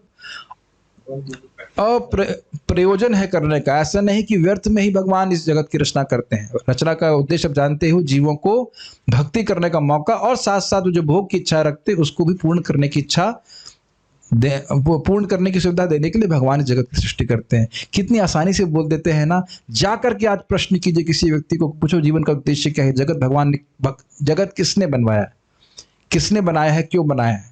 गया कुछ नहीं, ऐसे ही कि मन्नत काम है तो कम, जैसे गीता के अनुसार कुछ लोग बोलते हैं, कुछ नहीं, भोगने के लिए बनाया। लेकिन ऐसा नहीं है। विश्व मोघ लीला, भगवान बिना प्रयोजन के जगत नहीं बना रहे, लेकिन जो बना रहे हैं, सृजति बनाते हैं, अवति मेंटेन करते हैं, और अति उसको संहार भी कर देते हैं। जैसे कि एक मकड़ी जाल फैलाती है, कुछ बनाती है कुछ समय के लिए, फिर उसको अंदर ही खींच लेती है, लेकिन चिपकती नहीं है। मकड़ी अपने जाल से कभी नहीं चिपकती। कुछ समझ रहे हैं? जो कीड़ा उस जाल में आता है वो फंस जाता है, और जितना प्रयास करता है निकलने का वो उतना और फंसता है। कुछ ग्रहण कर पा रहे हैं? उसी प्रकार से जो जीव यहाँ पे भगवान की प्रकृति को भोगने के लिए आते हैं वो फंसते हैं, लेकिन भगवान कभी इस जगत में नहीं फंसते। इसलिए कह रहे न सज्जते अस्मिन्, इस जगत में कभी भी आसक्त नहीं होते। तो कर क्या रहे हैं? भूतेषु चांतर्हित आत्मतंत्र, भूतेषु सभी जीवों में और सभी वस्तुओं में भगवान परमात्मा के रूप में अंतर्हित, भगवान हृदय में बैठे हुए। आपको लग रहा है भगवान हृदय में बैठे हुए? यस। बहुत सारी बातों से देखते हैं कि हमें कुछ समझ में नहीं आता और अकस्मात समझ में आने लगती। क्या कारण है? भगवान ही समझा रहे हैं। आत्मतंत्र कैसे बैठे हैं? अच्छा हृदय में बैठे हुए हैं। अच्छा, जीव की तरह, जीव भी तो बैठा है हृदय में माया के कारण। माया के कारण शरीर में बैठा हुआ है जीव। मान लो कोई प्रश्न करे, बंधा हुआ शरीर से, तो वैसे बैठे हैं क्या? कितने नहीं, आत्मतंत्र, सर्वतंत्र स्वतंत्र, किसी भी माया की शक्ति के द्वारा नहीं, अपनी इच्छा से जीव के हृदय में बैठे हुए हैं और कंट्रोल कर रहे हैं।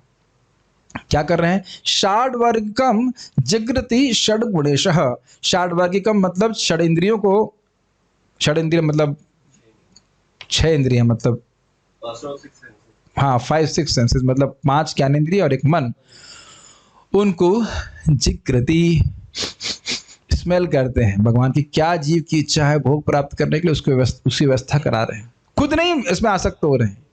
क्यों आसक्त नहीं हो रहे हैं? तो कह रहे हैं षड गुणेशः, जो भगवान के षड ऐश्वर्य पूर्ण गुण है उसके वो कंट्रोलर हैं।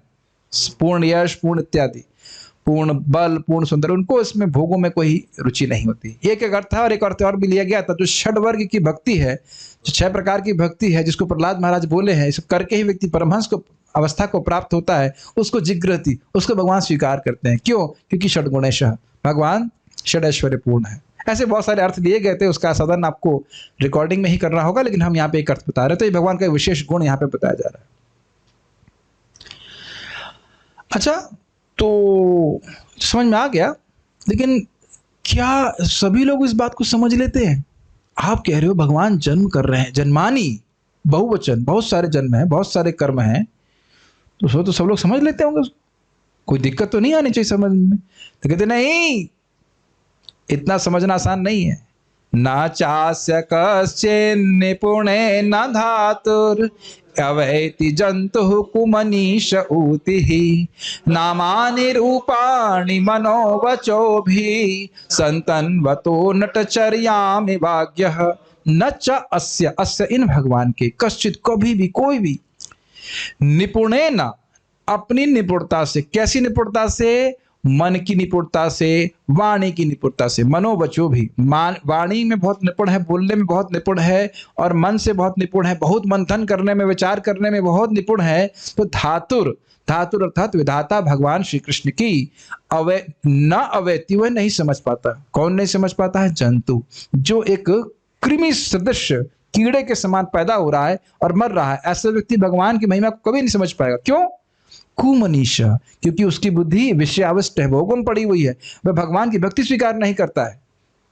क्या क्या नहीं समझ पाएगा? तो कह रहे ऊति ही अर्थात भगवान की लीला, नामानी भगवान के नाम, और रूपाणी भगवान के रूप। भगवान के नाम, रूप और लीला को वह अपने मन से और वचन से कभी नहीं समझ पाएगा। तो क्या भगवान प्रकट नहीं करते हैं इसलिए नहीं समझ पाएगा? तो कहते हैं नहीं, संतन्वतो, यद्यपि भगवान प्रकट कर रहे हैं, ऐसा नहीं कि भगवान प्रकट नहीं कर रहे हैं। भगवान के नाम, रूप, गुण, लीला है जगत में कि नहीं है? हैं। भगवान संतन्वतो, और जब भगवान आते भी हैं तब भी प्रकट करते हैं। नटचर्याम इवज्ञ, जैसे कोई व्यक्ति नाटक में बहुत सारी भाव भंगिमा प्रस्तुत करता है लेकिन अज्ञ व्यक्ति समझ नहीं पाता, इस कारण से जो कुमनीष हैं, जो भगवान के भक्त नहीं हैं, वह भगवान के नाम, रूप, गुण, लीला को अपने अति नैपुण्य से, मन की निपुणता से, वाणी की निपुणता से कभी नहीं समझ सकते हैं। और इसकी व्याख्या के लिए हमने 3 दिन शिला सार्वभौम भट्टाचार्य जी के उद्धार की व्याख्या करी थी, लीला पढ़ी थी, जहां कि वो सामने है महाप्रभु के, को स्पर्श कर रहे हैं, देख रहे हैं कि अष्ट सात्विक विकार, महाभाव आ रहा है, सब कुछ भगवान के गुण भी देख रहे हैं उसमें, उनमें देख रहे हैं, फिर भी वो नहीं समझ पा रहे थे। फिर जब भगवान ने कृपा करी तब वो समझ पाए, तो वो भी ग्रहण करेंगे जो भक्त लोग समझ पा रहे हैं।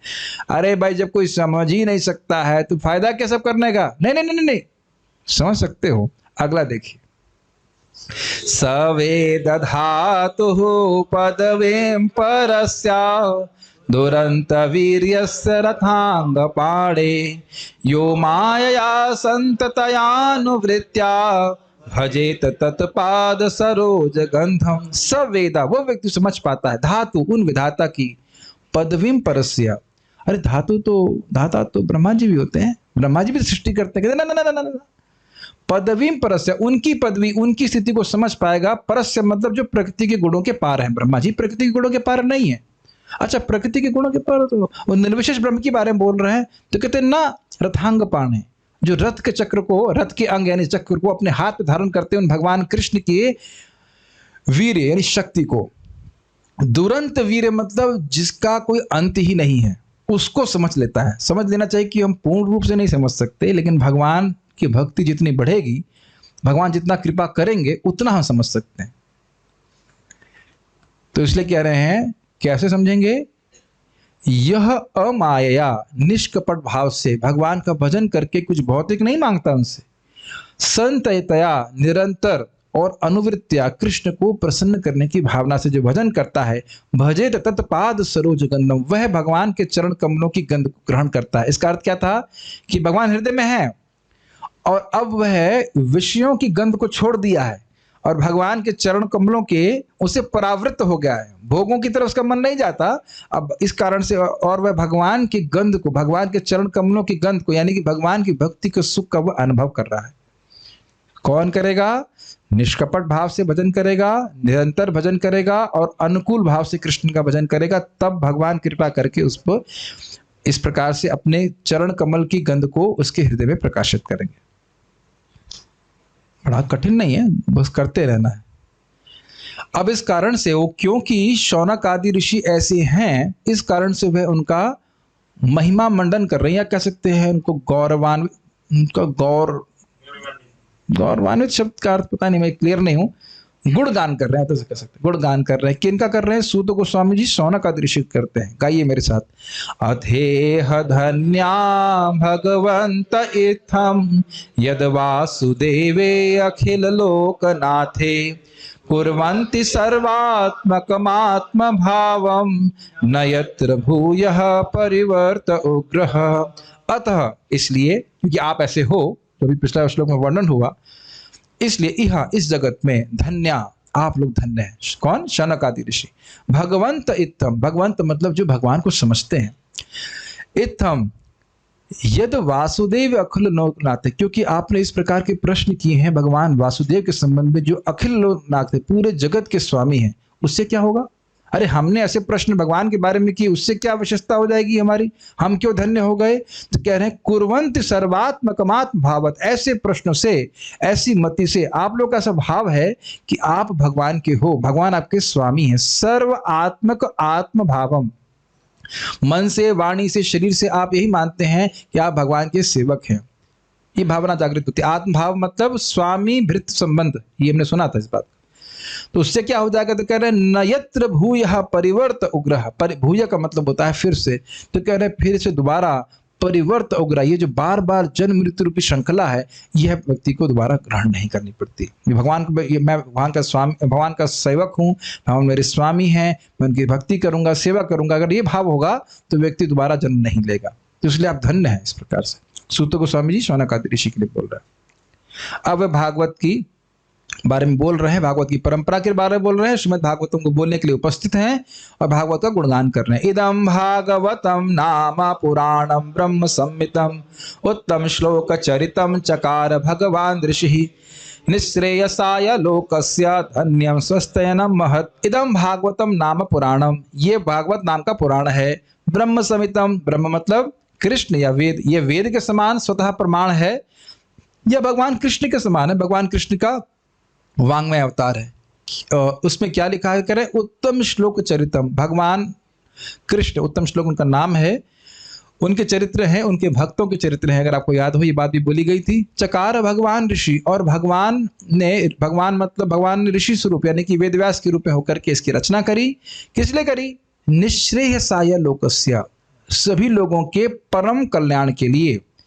धन्यम स्वस्थयनम महत्, ये धन की प्राप्ति कराता है। अब धन का अर्थ कुछ भी ग्रहण कर लीजिए। स्वस्थयनम मतलब मंगलता का, मंगलता का अयन, स्वस्ति मतलब मंगल और अयन मतलब अबोध, हाँ सब कुछ था। तो इसलिए के लिए हर प्रकार के मंगल का ये कारण है। और महत् मतलब परिपूर्ण, जो 10 विषय एक महापुराण में होने चाहिए, अत्र सर्ग विसर्ग इत्यादि वाला श्लोक के अनुसार आप ग्रहण करते हो, वो सारे विषय इस भागवत में है। कुछ समझ में आ रहा है या सब ओएसटी हो रहा है?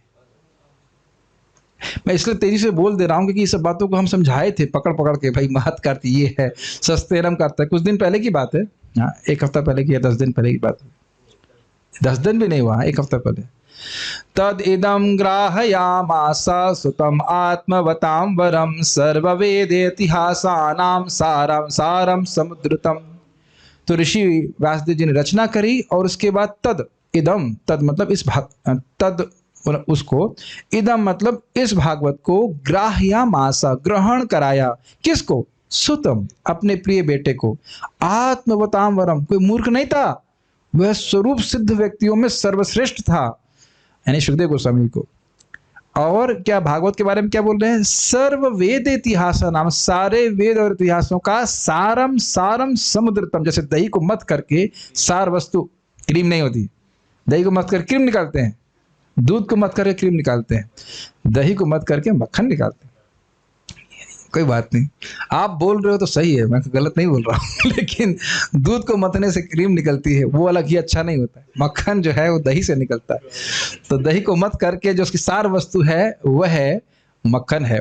तो आपको याद है कि इस प्रकार से बोला गया कि ये समझ लेना चाहिए कि भागवत की रचना करके वेदव्यास जी कृतकृत्य हो गए और उन्होंने अपने बेटे को, प्रसिद्ध बात है कि अपने बेटे को सब हर व्यक्ति अपनी सबसे अच्छी वस्तु देता है, तो इसे समझ लेना चाहिए कि सारे वेद और इतिहासों का सबसे अच्छी वस्तु है श्रीमद् भागवत, वह उन्हें अपने बेटे सुखदेव गोस्वामी को सुनाई।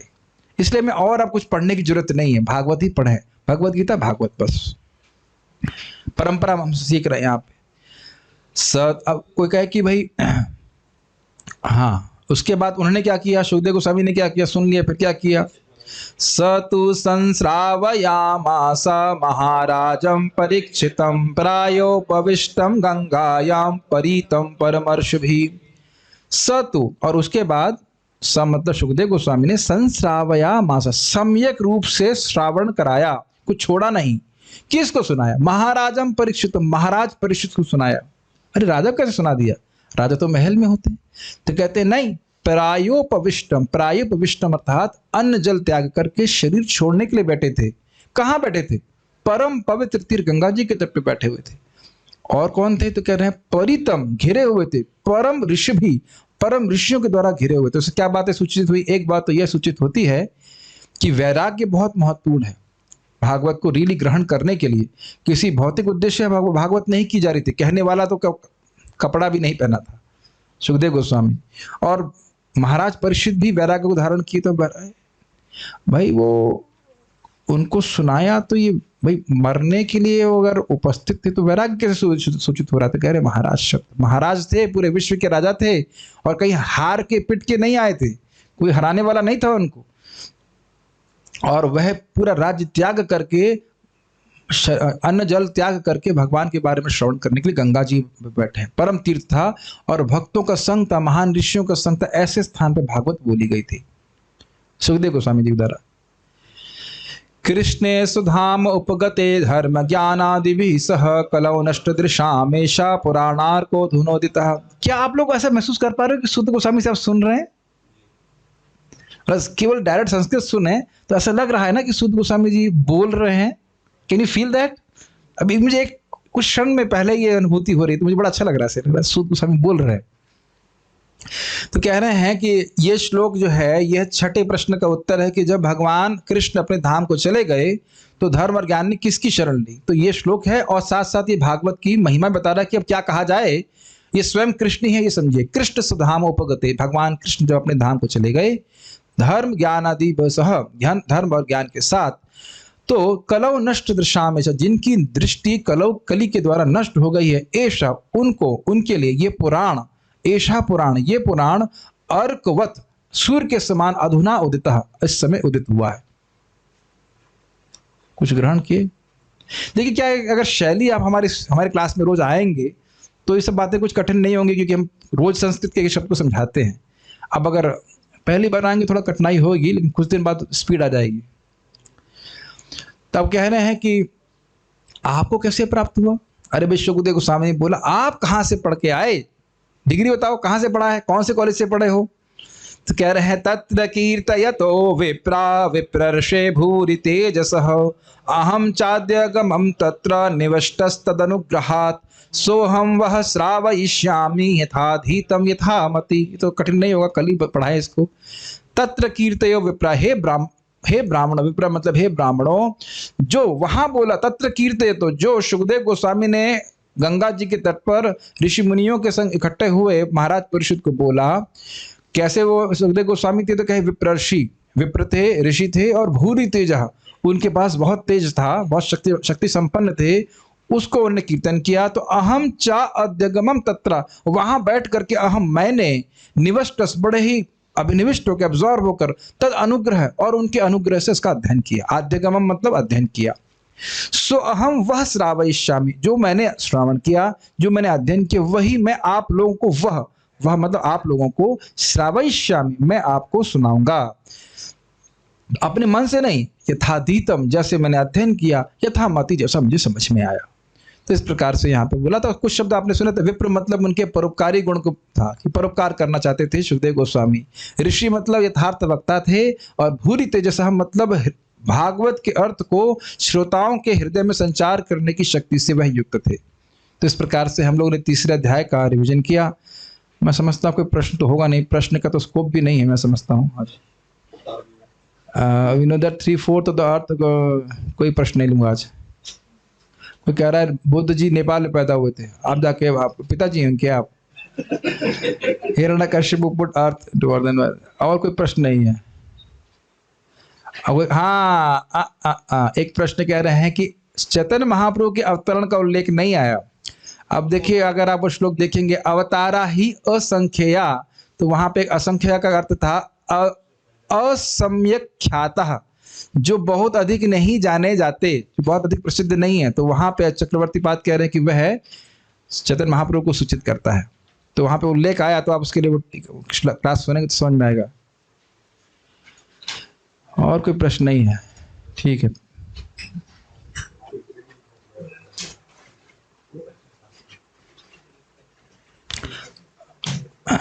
ओके, हरे कृष्णा।